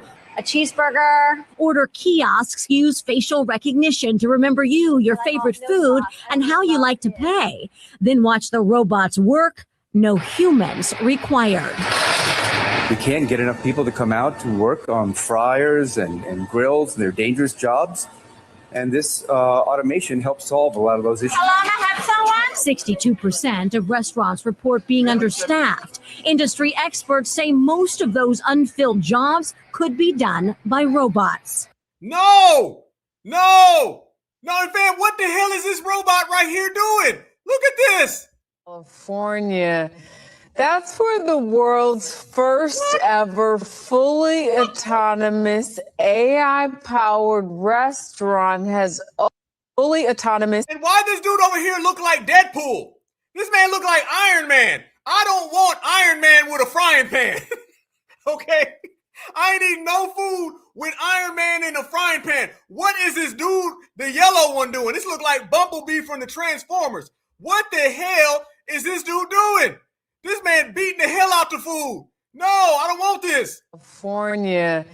That's where the world's first ever fully autonomous AI-powered restaurant has opened. What the hell is this? I don't want this lady. Get this out of here, fam. This is some anime stuff. No, keep it. Stay away from me, please. Fam, look at this. Dude, first off, the dude, the yellow one, was beating the hell out the frying pan. You ain't cooking that. He done had some damn robot wars going on, fam. He fighting the damn Decepticons. All right, I don't want no Transformer food. I don't know what. And the lady's talking about it like, oh, this is a great idea. No, it's not. California. That's where the world's first ever fully autonomous AI-powered restaurant has opened, complete with burger flipping bots. Burger flipping bots. She said that like that's something we want. I don't want that. No. Grill gives the meat its sizzle as this restaurant goes robotic. For this burger, it would take about 120 seconds. Cali Express by Flippy is 120 seconds. I can wait 220 seconds if a human is doing it. Yeah, somebody made a point in the chat. You ain't lying. What happened when they start fighting each other? Okay, what happens when they start fighting? Man, boy, they start just swinging. That's scary. But listen, Terminator, stay away from my food. And fam, what happens when the robots start selling you the 350 squirrels? God damn. What happens when the robots start taking the expired food and selling that back to you? Think about all three segments I just showed y'all. What happens when they all become one segment? When it all ties into just one big segment? You're going to have 350 squirrels getting cooked by a damn transformer while they take expired food while the damn Decepticons show up. That's just too much going on for me, y'all. That's just too many dudes going like this with the pan. Nah, bro. They're going to start fighting each other, y'all. I'm telling y'all, it's going to turn into Terminator real quick. Real quick, it's going to turn into Terminator, y'all. Straight up and down. So, yeah, please, my good brothers and sisters, family, we're going to continue to break those stories down. All right, we're going to continue to run those up. Please, y'all stay away from that, which I already know you will. But it's something that we definitely needed to touch on and break down over here because, no. Hell to the no. Bout ain't, bout won't, bout can't. That ain't happening over here on this side of town. Never. And fam, y'all notice the W's is always trying to sell you this stuff like it's normal. Y'all ever notice the stuff that they'll sell you? They're like, oh yeah, the robots is cool. They said it was like nothing wrong. Look at the chat. Look at our energy, right? Y'all notice our energy is like, hell no. Everything about our energy is like, nope. The W's be over there thinking, oh man, that's wonderful. We should all try it. Oh, it'd be great. If you just have a little bit, man, it'd be really nice. Black Americans, we are looking at it from a different aspect. Look at the things that they celebrate and things that they be happy about. And then look at the things that we're like, no. They are way different than us, y'all. Way different. And good. We need to embrace those differences. All right, yeah, yeah. We need to stay away from all of that because the W's stay thinking stuff is cool. Yeah, they're weird. They're weird, y'all. They'll be out there talking about some, man, the robot's gonna do it, man, and the rabbits and the squirrels, man, we're just gonna all do it. They'll sell you some stuff that just ain't normal, and we be knowing it ain't normal, so we be like, nah. You always say crock pot robots. Don't be surprised. Don't be surprised if they be on that. You know what I'm saying? They're weird with a lot of things, man. Robots, technology, animals. You know, as a matter of fact, speaking of animals, y'all, you guys seen that footage that came out with the little black girl and the seal? Did you guys see that? Where the seal was going next to the black girl and the W's low-key was getting upset at it? Okay, did y'all see that? You know, and a lot of folks is mad because Black Americans been talking about how the animals, they tap in with us a little differently. They tap in a little different with Black Americans, okay? They know that, fam. Everybody knows that. There's a ineptability within Black Americans that's just different, all right? We'll have wild animals. Think about us, fam. Okay, let me go there. We ain't eating 350 squirrels like all of them people with the accents. Notice all the cats and the dogs and all that stuff. Those are always people with accents. And the robots, those are always the W's, right? Black Americans, we don't do neither one of those, okay? That's with food. Now let's bring in with the animals. Black Americans, we don't be out there popping elephants for fun. We don't hunt animals for fun. We don't go out there and just take out giraffes. Do you know out of all of the endangered animals that are out there, that the majority of them is from people, what they call poaching them. Is that what it is, family? They go out there and they just unalive them for sport. And by the way, the Africans let people go over to their homeland and do this, okay? You allow the W's to come on in with them weapons to unalive them. Them W's don't be from Africa. The African be like, come on in and take the elephant out, take them down. We don't do that. Black Americans, we look at when they be unaliving some of these animals, we be like, that's just unnecessary. You know, I don't even think it's cool. You know what I'm saying? That's them with all that. I want to go hunt, man. Yeah, man, shot me one from about 55 distance. Man, shot me a little deer. That be them, fam. That they be on that kind of time. All that stuff for sport. Yeah, poaching, okay, yeah. Black Americans, we don't be on that. They be sitting there taking pictures with lions and stuff. We don't find that as cool. I think it's wrong for the W's to do that, and I think it's wrong that the Africans have that. Do you understand that poaching and hunting those wild animals, that is another tourism that Africans benefit and they milk? The same way that they try to benefit off of slavery with the slave castles and the slave houses and the year of the return, they're always making dirty money off of dirty things over in Africa. If it isn't them trying to make money off of slavery, if it isn't them trying to make money off of colonization, they make money allowing the Europeaner to come in and hunt giraffes and elephants, fam. They're always opening up Africa. Don't talk to me about Africa and Black Americans and the diaspora. They're always opening up their homeland to come on in and unalive animals. Black Americans don't be on that, fam. Black Americans don't be on that. That's them. That's some dirt. But you notice, fam, we've always had that vibe and that connection with animals that a lot of people just don't have. Okay, I'll name you two of them. Michael Jackson and Mike Tyson. Mike Tyson had wild tigers, and they never did nothing to him. Go look at the pictures. A lot of y'all know he got tigers jumping up and down. You know what I'm saying? Just jumping up and down. Michael Jackson as well. Black Americans always had a different vibe, y'all. That's why they're always been violent, unaliving them. That's why they'd be doing crazy stuff like licking them in their mouth and all that stuff that the W's be doing. Black folks, study the relationships, y'all, and you'll see, just like the food and the robots and the squirrels, we are night and day different. Let me show y'all that if you guys haven't seen it with the little black girl and the seal. A lot of Black Americans thought this was sweet, and we really, we tapped into something. We always see things different, y'all, because we are. Look at this. This was a way different kind of vibe right here, man. And I thought it was real cool. And this is just a little girl, y'all, just tapped in, y'all. Just tapped all the way in. Check this out. Let me cut the music, okay? They got that, people love putting music on stuff nowadays. I don't need Mozart behind everything you do, but watch this. Look at this little girl right here, fam. Look at that, y'all. Look how that. Don't tell me that seal ain't sitting there tapped all the way in, y'all. Look at that. Look at that. It's bypassing everybody else. It's bypassing everybody else, fam. Nobody else is around. Look at that. It's bypassing everybody. Look at that. Fam, that's what the trainers can't even get that done. Not even the trainers can have that happen. Okay, this little girl's outclassing those trainers. Remember, y'all, it be the W's over there taking damn whales and putting them in captivity. Remember that. That ain't stuff that we be doing, y'all. That be them.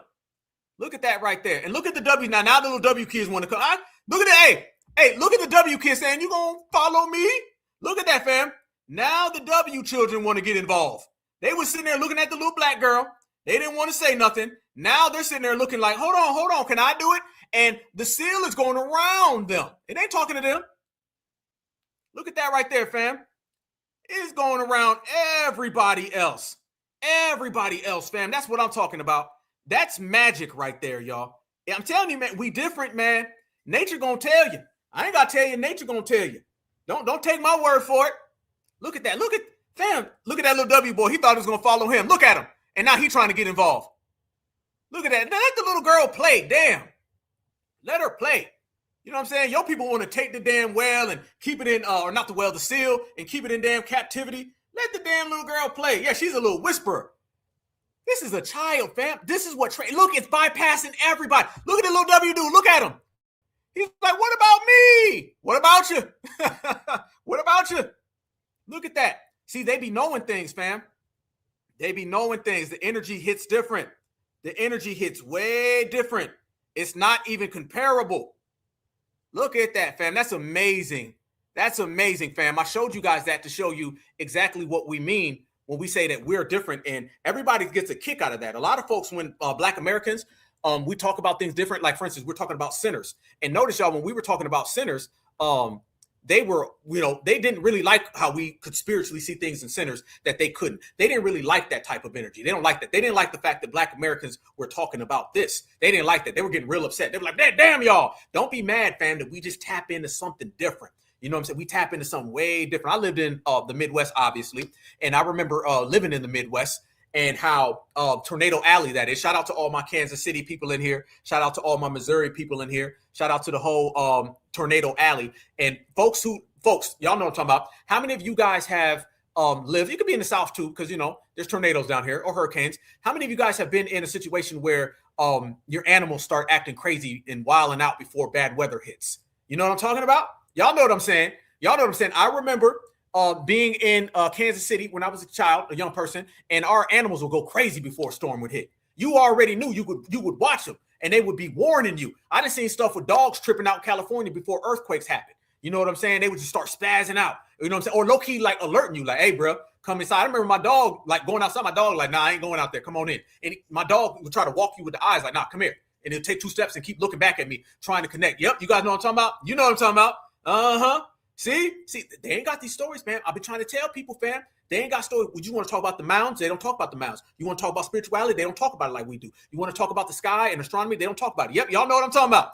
Yeah, the birds, absolutely. Yep, I'll look at the birds and I'll say the birds are going that way. I know where the storms are coming from. I'll see birds stop and land. We see things no one else sees because this is our land. Remember, y'all, spirituality, energy, frequency, vibrations are all tied into your actual environment. And when you're from this environment, like we are, we could tap in to see things everywhere else. You know what I'm saying? Yeah, ancestral vibes. Yeah, birds for you. Mm-hmm. Yeah, my animals used to act crazy, man. And then next thing you know, them damn tornado sirens will start buzzing and wilding out. And we be like, whoa, hell yeah, yep. Watch them animals, man. They don't tell no lies about what's going on. And notice, fam, once again, we have these conversations. They don't have those conversations. So when I seen that with that young lady, I wasn't surprised. I was like, yep, she knows exactly what's happening. She knows exactly what's going on. Them little W's are like, what about me? And the seal was like, F you, and just kept swimming. You know what I'm saying? So that's the energy that we have. So Black Americans have always had that. Like I said, Michael Jackson, Mike Tyson, look how we show them what respect. And also, too, we understand that they're animals. And we understand that you can train them, you can't tame them. It'd be W's taking a whale and putting a whale in SeaWorld.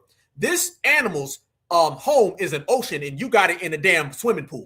In the swimming pool. And y'all remember, how many of you guys remember in the early 2000s when those elephants start spazzing out and attacking people on those the animals, the elephants was attacking people at the circus. Y'all remember that? Remember they be beating the damn elephants and the elephants would spaz out and just start doing the damn rampage and stepping on everybody? I was a little kid. I remember in the 90s, I was a young little boy. And I'd be sitting there looking like, oh, Dumbo wilding.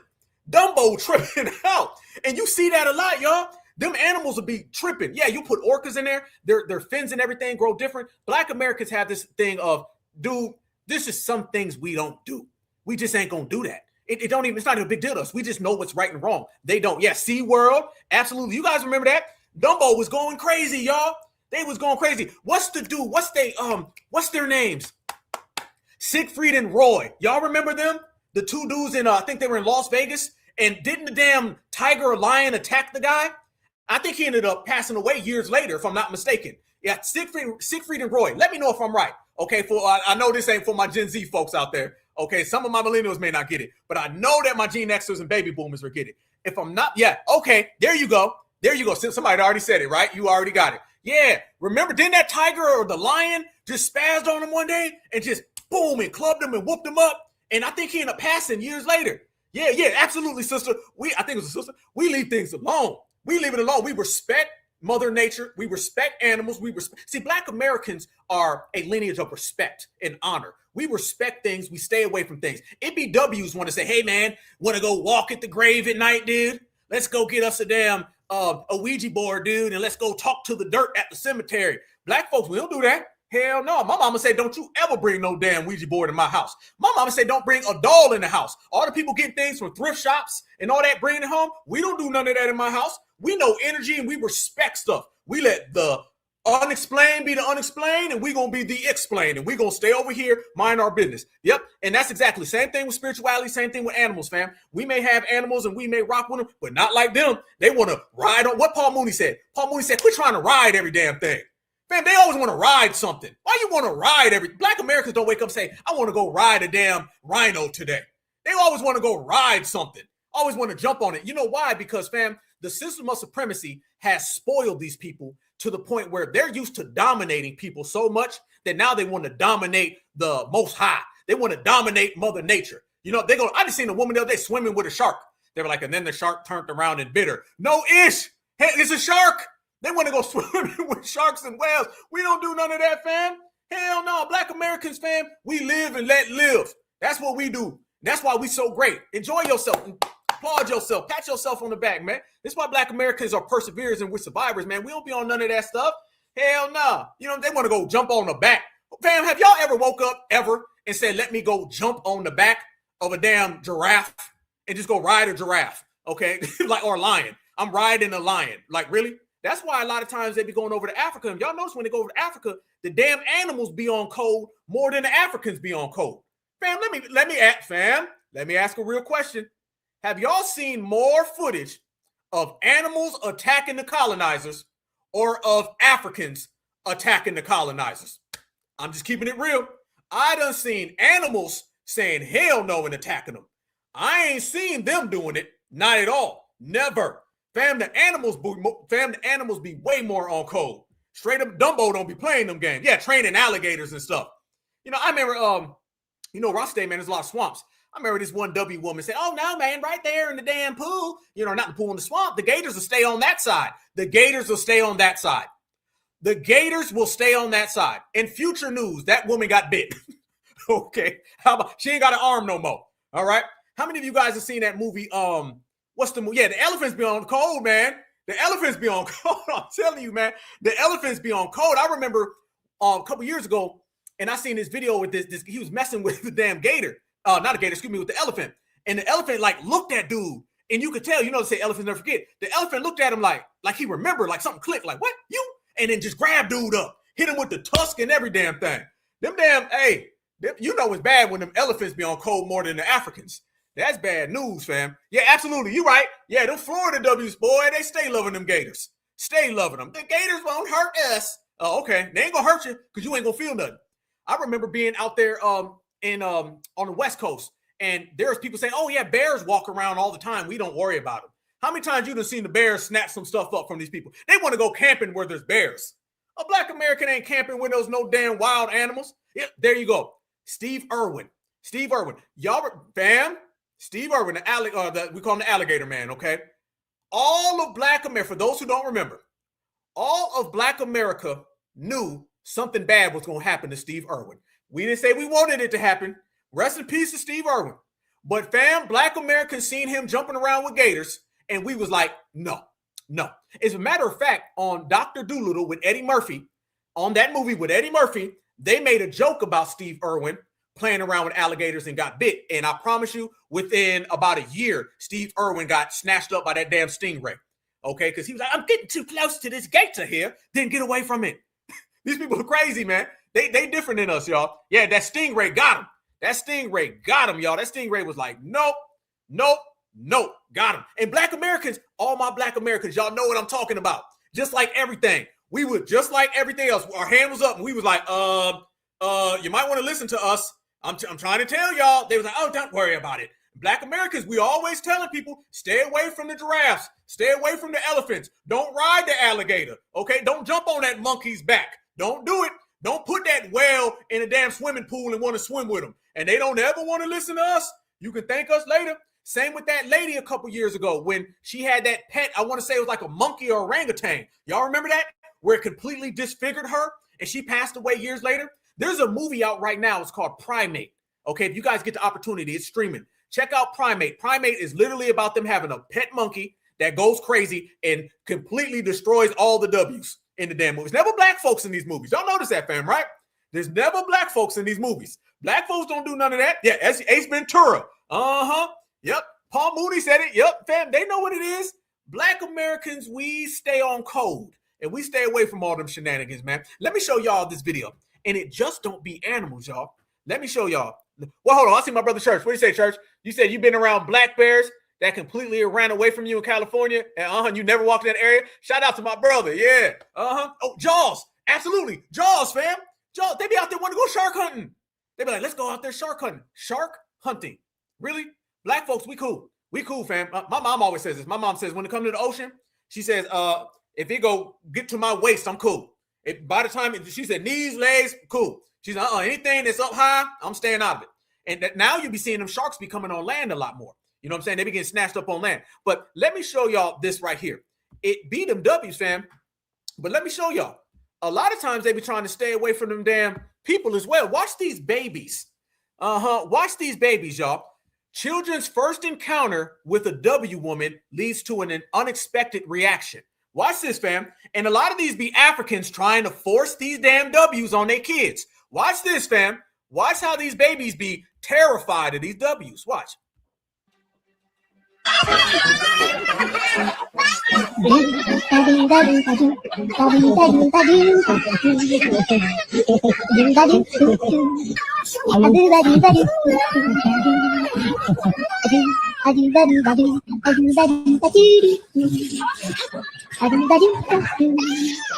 Look at them kids trying to get away from them W's. The kids is trying to tell them. And look at him right. He smacked the kid.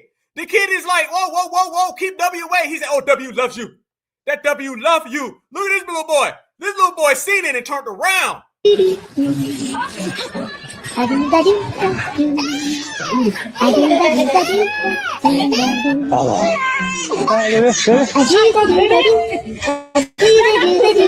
better listen to them damn babies. Y'all better see the difference is black Americans, we the same way. The babies is going to say stay away. The adults is going to stay away. The elders is going to stay away. Look at the Africans over there saying, oh, they love you. The babies is trying to warn you. They said this was babies in Africa seeing white people for the first time. It looked like babies seeing ugly people for the first time. I was just trying. Look at that.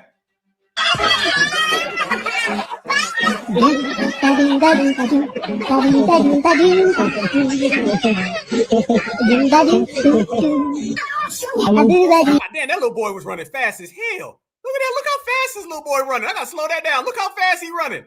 Look at this.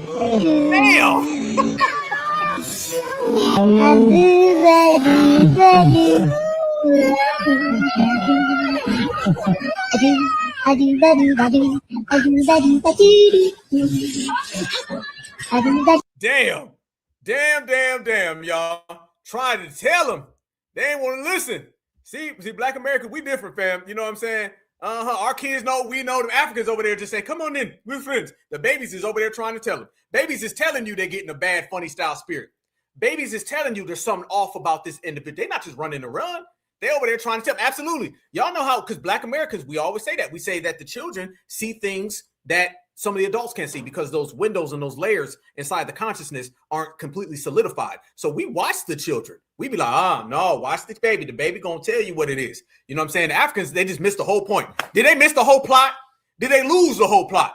Okay, the babies is over there trying to tell him, man. That one little baby just was like, boom, boom, boom. He started walking to get away. He was like, hell no. He hit the corner. He busted a block to get away from that. You know what I'm saying? Yeah, bad vibes, y'all. Bad vibes. So think about this, y'all. There's no coincidence. Look how we break everything down. But you notice everything we break down is very literal and it's very plain and very simple that you can truly see. It's not difficult or complex. You see the animals connected with us. We giving all these examples of these people running and ducking and dodging. You know what I'm saying? The babies is picking up on vibes. All of our stuff coincides. Theirs doesn't. You got Black Americans who've had all types of pets. I got another one. Rest in peace to the dog. Rest in peace to DMX. You know what I'm saying? You know, DMX was always talking about his dogs, always clicked in. You know what I'm saying? Y'all know when we got dogs, we treat our dogs differently than how they treat their dogs. You know what I'm saying? Their dogs, they actually treat their dogs like some type of weird adopted kid or something. You know, you ever hear W's talk about their kids or their dogs like kids? Like, yeah, I fed him this morning and I got a chance to, I played with him for an hour and I gave him some milk. You're like, what the hell? You know, we always stay tapped in, man. You know what I'm saying? Be the youth, be the animals, be nature. We're tapped in. People, what do we say, fam? We say tap in. Okay, we going live tonight, y'all. Tap in. They don't use those terms because those terms are truly exclusive to foundational Black Americans, man. We just be hitting different. You know what I'm saying? Yeah, absolutely. Rest in peace to the dog. You know what I'm saying? Rest in peace to the dog. Matter of fact, we got anybody with dogs up in here? And what kind of dogs do you guys have? I want to ask that question, you know what I'm saying? Because this conversation that went on with the little girl with the seal and everything got everybody talking about different animals and stuff like that. You know what I mean? But, you know, I know, for instance, for me, you know, I have always had a bunch of dogs. You know, my dogs passed away right now. However, my dogs was bodyguard. Like, my dogs watched the house, you know what I'm saying? Which allowed me to go ahead and sleep and relax and them dogs be at the door. My dog Hunter would literally sit at the door. There's nothing you can tell him. He sat at the door all damn day long, and it did not matter. He knew what was coming in that door. He knew what was going out that door. And if you came in that door and you were not recognizable, boom. Okay, we got some pit bulls in here. You got a little, what's it? It's a corky? A little corky? Got 2 pits. I love pits, man. I know Midnight, Sage. Shout out to Sage, brother. Shout out to Sage. I know Midnight. You got 3 Rottweilers. Okay. Yep. There they go. Yep. Fam. Shout out to the fam. Yeah, boy, y'all got some beautiful dogs. Yeah, man. You miss your dog, man. Me too, man. My dog's crazy. Yep, the dogs don't be playing, man. You know what I'm saying? And you ever notice too, like with our dogs, like our dogs will protect our children. The W dogs be hitting, the damn kids be hitting on the dogs and stuff. They be like just hitting them, and the W's be thinking it's funny. They be he hit Muffy, and then Muffy bites the damn kid, and then they go put him down. What do we say? Black Americans, any of us who have dogs, we say don't matter who you are. Don't get in the dog's face. I don't care how long you had it. Don't be all in the dog's face. W kids be treating dogs disrespectful. Black American kids, we teach our kids that with dogs. We teach them the space and stuff. You know what I'm saying? You say your dog didn't play? Yeah. You have two rocks named Ping and Pong. I like that. Absolutely. Yeah. Them W's, man, the dogs be all in their face, man, and jumping and stuff, man. We don't do that. Hell no. We don't know. Don't you get no dog's face. You show them respect. You know, I just seen it. The little W's be hitting the damn dogs, and the dog be looking. The dog be like, yo, you gonna stop him? I be sitting there seeing Muffy. Muffy be like, yo, stop this little bastard from hitting me. And the kid just be wailing on the damn dog, getting in his face. The adults are sitting there, he. And then the dog bite him, and then they get mad. So we don't do none of that, man. Shout out to, okay, American Shepherd. Yep, much love. I had 2 pit bulls. I had Bob Swagger. I had my dog Hunter. Actually had Foxy. I had Missy. Had a bunch of dogs, man. Always love dogs. Ain't nothing like a dog, man. Ain't nothing like, I like dogs better than I like some people. To keep it all the way live with you, fam. You know what I'm saying? All the way live. You know, they be a part of our family. All the way. Yep. Yeah. You say you got a cat? Ain't nothing wrong with it. Have your cat. Cats is thing, people. A lot of people don't like cats. Cats are spiritual protectors.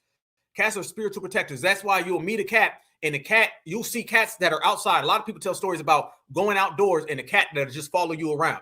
A cat will just follow you around. You know what I'm saying? A cat will follow you around and stuff. And cats kind of be a little weird sometimes, but you'll meet cats that'll follow you around spiritually. And the old adage is that a cat will be your spiritual protector, and the cat will take on whatever problems you have, and then the cat will leave, and then you'll never see him again. This is why you'll have like cats who follow you in the neighborhood, and they'll walk around and they'll just kind of choose you. And cats choose. Cats pick ones that don't really rock with them. There's a spiritual thing with a cat where a cat will be with you, and then eventually that cat will just disappear, because what it does, it absorbs any type of healing or any type of issues that you're having, and boom, you know what I'm saying? And then it's gone. You know what I'm saying? They'll do like that. And dogs are the protectors in their own ways. Dogs see things that you don't see. Dogs got your back, ride with you.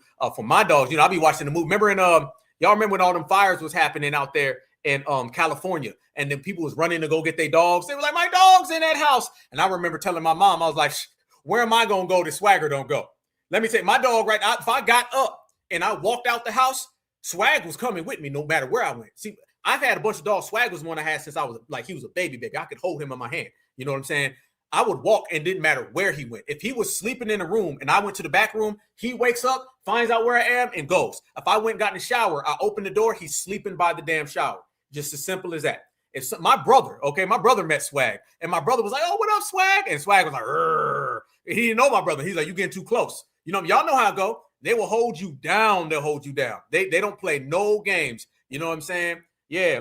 Yeah. You said cats are always visiting your house at night. Cats are very cerebral. You know what I'm saying? Very cerebral. You know what I'm saying? That's why we view them differently than a lot of other people. You know what I mean? But yeah, dogs will always protect you. They'll always. So my mom tells a story about when I was a baby and it was just my mother and my dad was away, and my mom had a dog, and she said the dog used to always sit by where I was, and I don't remember the dog, but the dog just naturally was like, "Baby, protect, baby, protect." A dog will do that. They'll naturally go hold you down. Yeah, you said your dog did the same thing. Yeah, dogs hold you down, down, down. I'm gonna give a story about DMX, fam. Those who don't know, and everybody knows I love the dog, man. I love DMX. DMX said that he used to steal dogs from people, and he said this is how he fell in love with dogs. He said he took him hours and days to go steal this dog from these W people, by the way, and he stole the dog from him, and he took the dog in his house, and his mom said, get that damn dog the hell out of my house. And he's like, "Mom, I just spent me 3 hours trying to get the dog." She said, "I don't care. Get the dog out the house." For everybody from New York, y'all know up in New York on the top of the damn project buildings, y'all basically got a flat rise where you chill. X said he grabbed some hot dogs, went up there with the dog, and relaxed with the dog all night. He said he sat there and would have a hot dog and feed the dog. Have a hot dog, feed the dog. Never met this dog before. It's his first time with the dog. He said in the morning, he woke up because the maintenance man was there, and the maintenance man shook his foot.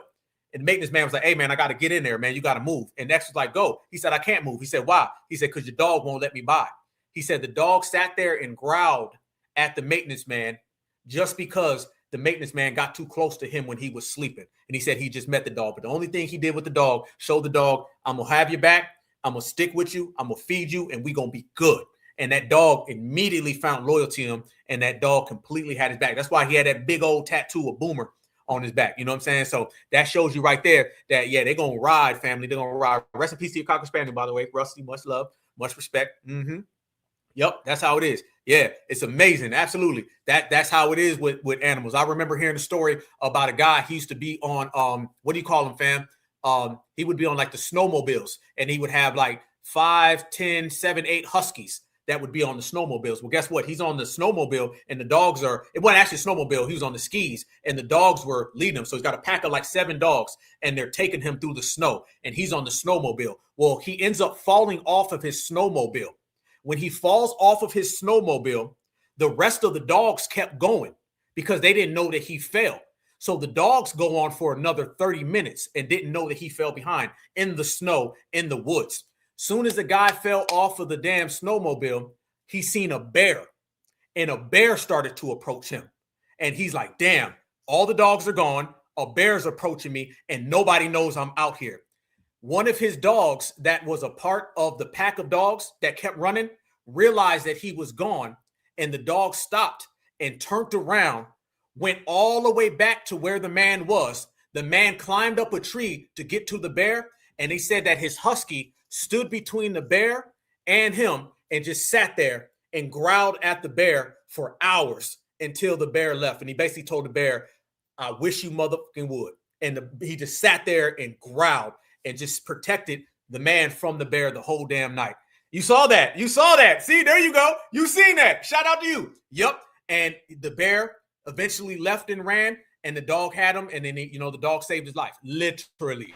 Okay. So, yeah, dogs don't play no games. They don't play no games. I remember hearing another story about a woman who was doing some, she had her house where she had a bunch of dogs, and then she was going to do some flowers or something down, at her house on her property, but the flowers were away. She tripped and fell. A bear approached her. The dogs heard her scream, and like 10 of her pit bulls broke out the house, even through the windows, ran up and protected her away from the bear, and the bear turned around and left. So there you go, family. That just lets you know the energy and the vibrations it is with animals, an energy and a vibration and frequency that we tap into, and don't nobody else tap into it like that, fam. Only us, we really get it, man. There's a lot of things that only we get, you know what I'm saying? And there's a lot of things that only we rock for, and there's a lot of things that only we can do. So yeah, you seen the cat punk a bear. I'm gonna tell you, see, the reason why humans and bears, humans and dogs on the same page is because we have the same kind of connection, right? What it is that a human, no matter how big, how small, how tall, in the right circumstances,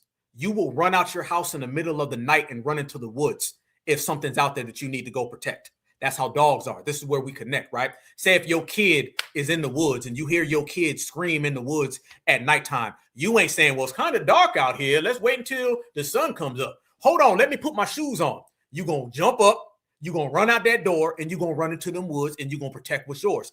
That is something that humans have that dogs have. It's a fearlessness. It's a fearlessness on the right circumstances, the right situation, the right scenario. You will fight. I don't give a F if the goddamn thing is 3,000 foot tall. Okay, we're going to fight in this mother if they go down. Okay, that's how we are as people. It doesn't matter, y'all. And that's how the dogs are. The dogs got that same mentality. A bear, then we're going to fight then. An elephant, we're going to fight then. Okay, that's the same way that we are, fam. It don't matter who you are, don't matter what it is. In the right circumstances of protecting yours, you gonna fight whatever it is. That's why we click, and that's why we all on the same page with our animals. It doesn't matter, y'all. You're not gonna be sitting there and waiting. You know what I mean? Where other things are hesitant. Okay, other things are hesitant. Even lions and tigers, they'll be very hesitant. They'll be big animals can be very hesitant a lot of times. Okay, I've seen big animals get real, kind of timid. The little honey badger is like this big. And I've seen honey badgers back up lions because they're timid. They're like, whoa, what's going on? They're very timid when there's a challenge. Dogs know no challenge. Dogs fight anything at any time in any moment. Doesn't that sound just like us? We will fight anything at any time in any moment for the right situation and the right circumstances, fam. So that just shows you that's where the spirit lies, and that's why we be connecting. That's why we be clicking. And also, too, fam, we tap into a frequency that they can't tap into as other people because we're just that dope. You know what I'm saying? So shout out to everybody in here, all y'all energies. This is the FBA frequency. But let Black Alpha show you guys something that I loaded up. Since we in here talking about energy and frequencies and vibrations and connections, and y'all know you got a hell of a lot of people running around here trying to act like they us, trying to pretend to be us, trying to be down with us. But foundational Black American energy, it is everlasting, and foundational Black American energy goes further than everybody else's. Don't let nobody tell y'all that we're not tapped into the frequencies of the United States because we're from the United States. Don't let nobody tell you we're not tapped into the vibrations of the United States because we're from the United States. And don't let nobody tell y'all that our DNA ain't rich in this soil right here. It is so rich in this soil right here. Let me show y'all a picture of Black Alpha when I was 9 years old, and it is next to my grandmother when she was 9 years old. And you're going to see that I am a splitting image of my grandmother, Antoinette. Y'all look at this picture right here. Right there. Baby Alpha again, y'all. Baby Alpha again. Y'all tell me right now, who is who and what is what? Do y'all see the images that I just presented to you on your screen? Do you see, family, how our foundational Black American energy is different? And do you see how our DNA is so powerful? Do you see how our DNA resonates different? They can't separate us, man. That is me and my grandmother, fam, years apart. But that's that FBA soul, man. That's that FBA soul. It's all love right there. You wouldn't even know, fam, if you put them together, right? You know what I'm saying? I'm talking about eyes, nose, lips, twinning. You ain't never lied. That right there shows y'all, man, we are exceptional. That's all here. That they can't do that over there in Africa, fam. They can't do that over there. You know what I'm saying? This is us. Don't let nobody tell you you look like Mr. Mufasa. Don't let nobody tell you you look like Mr. Mutombo. No, the hell you do not. You look like you. You look like your people. You know what I'm saying? That right there is my grandmother, Antoinette. And there go Black Alpha. I think I was 8 or 9 years old in that picture right there. You know what I'm saying? Yeah, I had that Boosie fade. You know what I'm saying? Yes, I did. I had that Boosie fade. I didn't even think about that. Yes, indeed, fam. You already know. But yes, I love this picture, fam. I'm gonna try to get this picture blown up and put this on my wall or whatever, man. But you can see, family. I mean, wow. Wow, wow, wow, wow, wow. So that is it right there. And then let me show you guys one more foundational Black American family with another foundational Black American revolutionary as myself and his grandmother. Y'all look at this right here. Do you love that, y'all? Look at Tupac Shakur and his grandma. Wow. Look at those genetics, fam. Those genetics came from right here, the home of the brave, y'all. America, foundational Black America. That's where it comes from. Y'all see what I'm talking about? Y'all see where we is, where we are, where we at with it? I want everybody to understand the way we pushing, the way we moving, y'all. That is our FBA energy. Nobody's going to stake claim to that. You showed that, I showed y'all that little tether earlier, and he was disrespecting our grandparents, fam. And I say our grandparents because my grandparents are your grandparents and your grandparents are my grandparents. So we are all the same, y'all. All of us, nothing that never changed, man. Always will be the same. You're going to always be the same, family. Remember that, y'all. All these other people, they can come, they can go. You're going to always be yourself. You're going to always be yourself. Represent it, man. This is our era, man. And the thing I definitely want to do in this time frame, man, is just let everybody know that we as Black Americans, we got us our own heritage. We don't need nobody else. We got us our own culture. We don't need nobody else. Our genetics is absolutely strong and good to go, y'all.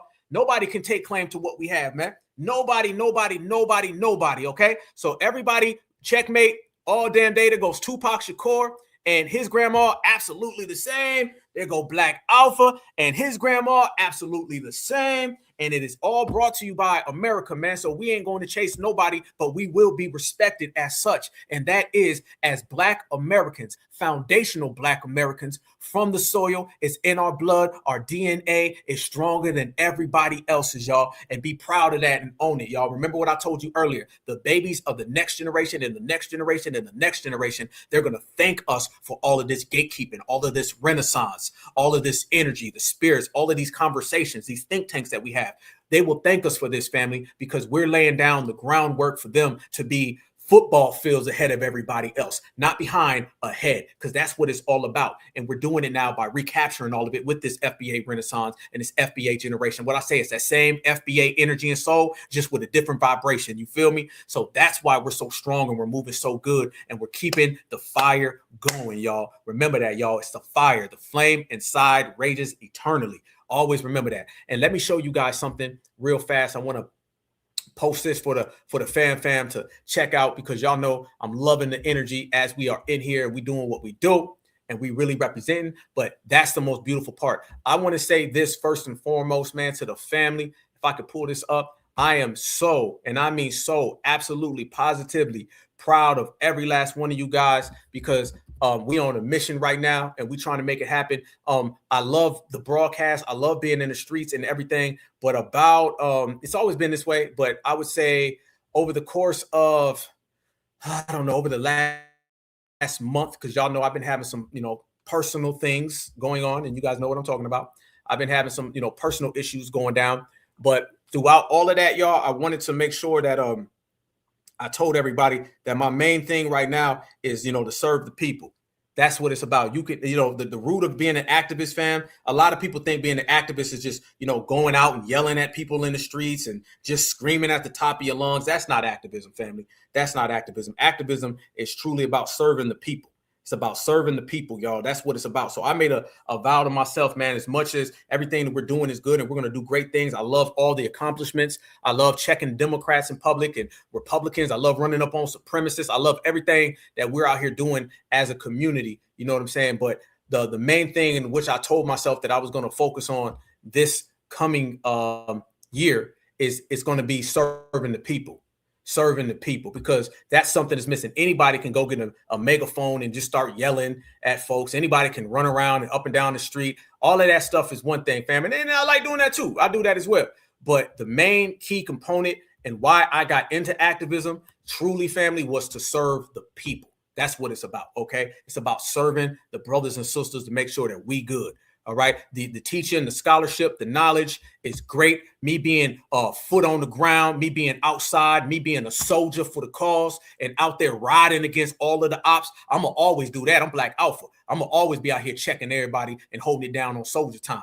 But the main thing that I told myself that I was going to do was serve the people. All right, serve the people. And I'm working on a lot of things from food programs. I want to really get out there. A lot of teaching courses. I want to get out there. I want to help people financially. That's what it's really about. We lack a lot of people who want to serve the people. You know what I mean? There's a lot of people with great ideas. There's a lot of scholars. There's a lot of people that want to teach, and teaching is fine. That's good. Okay.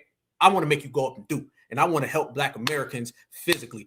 If there's a foundational Black American family and their lights just got cut off, I want to help them. If there's a foundational Black American person who has health issues, I want to help them. If there's a foundational Black American who needs protection, I want to help them.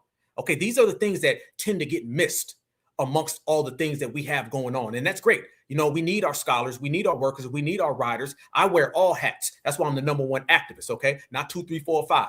Okay, I wear them all. If you want Black Alpha to go out there and throw them things, you know, for the cause, I'm going to go out there and throw them things. If you need Black Alpha to teach and speak, I'm going to do that. Have a show, laugh, cool.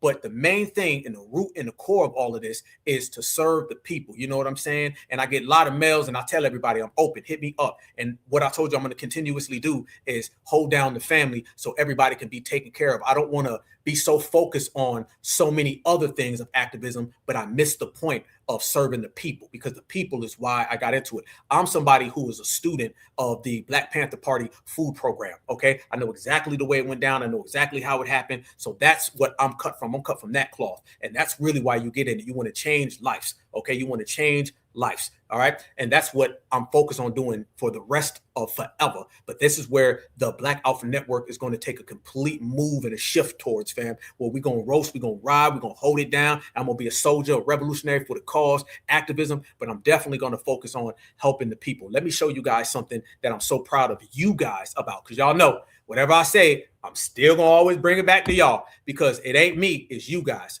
Black Alpha Network. Shout out to our sister Carla family. Let me show you guys this, fam. Oh, man, I was so happy and proud, man, of you guys. You guys went above and beyond. Family, when I showed you her on Tuesday, and I'm not going to get all into it, much respect from her, and I heard from her, much love and respect, sister, much love, you know it. I think she had like $160, fam. You guys have helped get her to $2.4 thousand. Do you understand how pivotal and how amazing that is, you guys? You guys understand how pivotal and amazing that is? It went from $160 to 2.4, about to be $2.5 thousand, fam. That is because of you guys. So you guys are the ones who did it. You guys are the ones who made it happen. That is all you guys. You guys went above and beyond, and it shows y'all that we can do anything that we put our mind towards. And this is what you call group economics. This is what you call group focus. This is what you call holding each other down. This is what you call a family affair. This is amazing. You guys cannot believe how speechless I am. Okay, this is amazing. This is all because of y'all. Ain't no other channel out there doing this. Ain't nobody taking the time. Everybody got opinions and views and all that stuff is sweet, but ain't nobody getting to the people. Okay, getting to the people and serving the goddamn people. All right. So shout out to all of y'all. I'm so shocked, man. I love y'all. I tell everybody all the time, man. I said, when them certifieds pull up, See, certified, man, that's a thing, y'all. You know what I'm saying? That ain't just no word. That's a vibe. That's a lifestyle. You know, when we start talking about certified foundational Black Americans, certified Black society, fam, y'all know what it is. I be hearing people, they be like, yo, I hear certified everywhere. I be watching other people's stuff sometimes, and I be seeing y'all throw them certified salutes in they chat. So the certified's going to pull up, man. Them certified's going to pull up. I tell everybody all the time, when my certified see it, man, my certified's going to ride, man. You know, I don't know. These other folks got listeners. They got subscribers. This certified, baby. This is energy. We rock this stuff. This is a lifestyle. Everybody knows what certified mean. Everybody knows certified belongs to all of us, man. So this is a certified family right here, y'all. So much respect, man. Look what you guys did. Look what y'all did, fam. Are you kidding me? This is amazing. Nobody's doing this. And it takes nothing but a matter of 2 seconds to do this. And nobody's doing this but us, man. So we're making history over here on this channel. We've been making history over here on this channel. And we definitely going to continue to make history on this channel, family. We're going to all be able to say that we did things that other people who are involved in this line of work didn't even give a damn about enough to stop and actually focus on. So that's a beautiful thing. And then let me show y'all one more back, man. This is also our brother Quran. Okay. I want to help get him up even further with some of his help that we want to give him. Much love and respect to our brother. You know what I'm saying? Right now, he's at 1.6. If you guys could please continue to benefit, give him donations so he can benefit and help himself out. Shout out to you guys for definitely holding it down. Much love and respect, man. I definitely want to get this brother up. See, I don't want to just show somebody 1 week and be like, all right, y'all, now to the next person. I want to continue to work at it and grind at it. The brother that I'm talking about right now is a good friend of mine. I told him the other day, I won't sleep until we get our brother up to take care of our brother. So if you guys could please make sure that you contribute if you can, if possible, if available. You know what I'm saying? It's nothing that we have to do. It's all based out of our soul and if we want to. But our good brother sitting at about 1.6. And if we can continue to grind and I'll continue to be there for our people, man, even if I ain't getting no sleep, man, I'm going to be up all night serving the people, man, and just doing it. God put me here to create these bridges, to bring everybody together and just hold down the lineage, heritage, and culture. So I definitely want to see if we can continuously do this. And you guys know, anybody else out there, please, if you have something, I don't care what it is, please hit me up, chop it up, and then we're going to do this consistently. You're going to always see this on the Black Alpha Network. This is a new element to the activism in which I'm bringing. This is a new part of the game, and you guys are going to see Black Alpha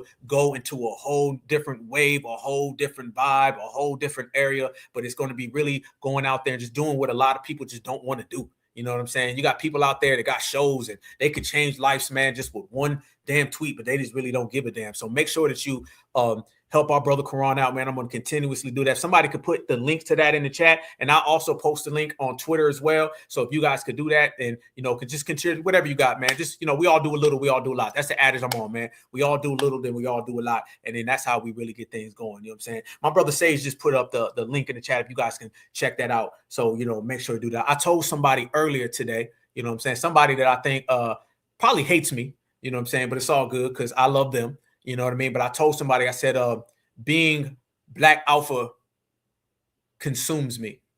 Okay. All right. It consumes me. And it is what it is. There's not Black Alpha and then like another version of me. I don't put Black Alpha on in the morning. I don't wake them up to do activism. It's literally consumed my every being, my soul. It's who I am. I'm consumed by it 24/7, 365. Anybody who knows me, they know, they've seen me go from who I was to this Black Alpha, and it's completely consuming. You know what I'm saying? I took a walk with my soul by the side of the road just as the sky turned black. I took a walk with my fame down memory lane. I never did find my way back. All right. So y'all remember that. And I'm going to continue to serve the people, and I'm going to always ride, and I'm going to give y'all that good throwback traditional Black American activism where it ain't just about talking, it's about doing, and it ain't just about being heard. It's about helping and serving the people, man. The same stuff that we came up on. You know, my brother's hungry, here's some food, all right? My sister needs some money for this bill, here's the money for this bill. But it's all love, and we're going to continue to do it, and we're going to always, you know, make sure. I told everybody, man, there's a lot of things that aren't a part of my life no more, but this is, and I'm a part of the game, and I'm married to the game, and there's no turning around now. It is who I am. It consumes me, and serving the people is what it's all about. And that's what I'm always going to do, man. Absolutely. You know what I'm saying? It's that real throwback. See, a lot of things, man, I think a lot of us think that stuff was left in the 60s and 70s. You know what I mean? A lot of those type of serving the people activists, a lot of people think that stuff was just kind of left in the 60s and 70s. It ain't going nowhere, family. It lives right here with me, okay? And apparently with all of you guys, because you guys be really doing the real work. So I'm going to see you guys all this summer. We're going to hold it down. We're going to work on getting together this summer like we were talking about, by having like that cookout gathering. We're going to work on that because I love being out there amongst the people. I'm the activist that loves the people, loves being around the people. I love talking to the people. I love taking pictures with the people, and I love serving the people. So it's all about the people. A lot of other folks is about the person. I'm about the people. Okay. And we're going to always do that. We're going to always hold it down. And I'm going to always give you all that real traditional Black American activism, not this new age stuff, you know what I'm saying, where you just run your mouth all day. The real traditional, where it's about the folks. Because if you ain't about the people, then what the hell are you here for? Okay. So we all here, we all holding it down, and we all making it happen. You know what I'm saying? And it's all about the game, man. And we're ahead of the game. And Black Alpha is the #1 activist, and we winning, and we got it locked up, and it's legendary status. You see, Black American legend. You can only be a Black American legend if you're down for Black Americans, and I love my Black Americans. That's why I'm a legend. Love y'all with a passion. Certified salute. Y'all stay good. Y'all stay safe. Y'all stay vigilant. On the other end or the other side, y'all make sure you enjoy your night. Hold it down. Have a great weekend. You guys know I'll see you. We're going to drop something on Sunday. We'll be back around on Monday. We got a lot of other things going, man. You guys are going to see me. I got some interviews popping up with some people. We're just going to continue to ride, man. And remember, y'all, this certified life, this ain't a word, y'all. You know what I'm saying? This certified thing's a wave, and we're all a part of it, man. And it's all about the certified 100, y'all. And this wave is sweeping the nation. It's sweeping the whole world. And it will go down as the most dominant force of all time, y'all. Straight up and down, just like that. So y'all enjoy your night. I love all my beautiful foundational Black American sisters. Love y'all. Ain't nobody better than the Black American woman. All my foundational Black American brothers, they know who we are. And all my foundational Black Americans are part of this FBA family tree, man. Love y'all. Can't wait to see you. Certified salute from Black Alpha. Y'all stay good. Y'all stay safe. Y'all stay vigilant. And always remember, no matter where you go, no matter where you at, no matter what you do, that Black is beautiful, and beautiful is always Black. Peace and love. Peace and love. Peace and love. Got it. Everybody knows that all the people don't have liberties, all the people don't have freedom, all the people don't have justice, and all the people don't have power, so that means none of us do.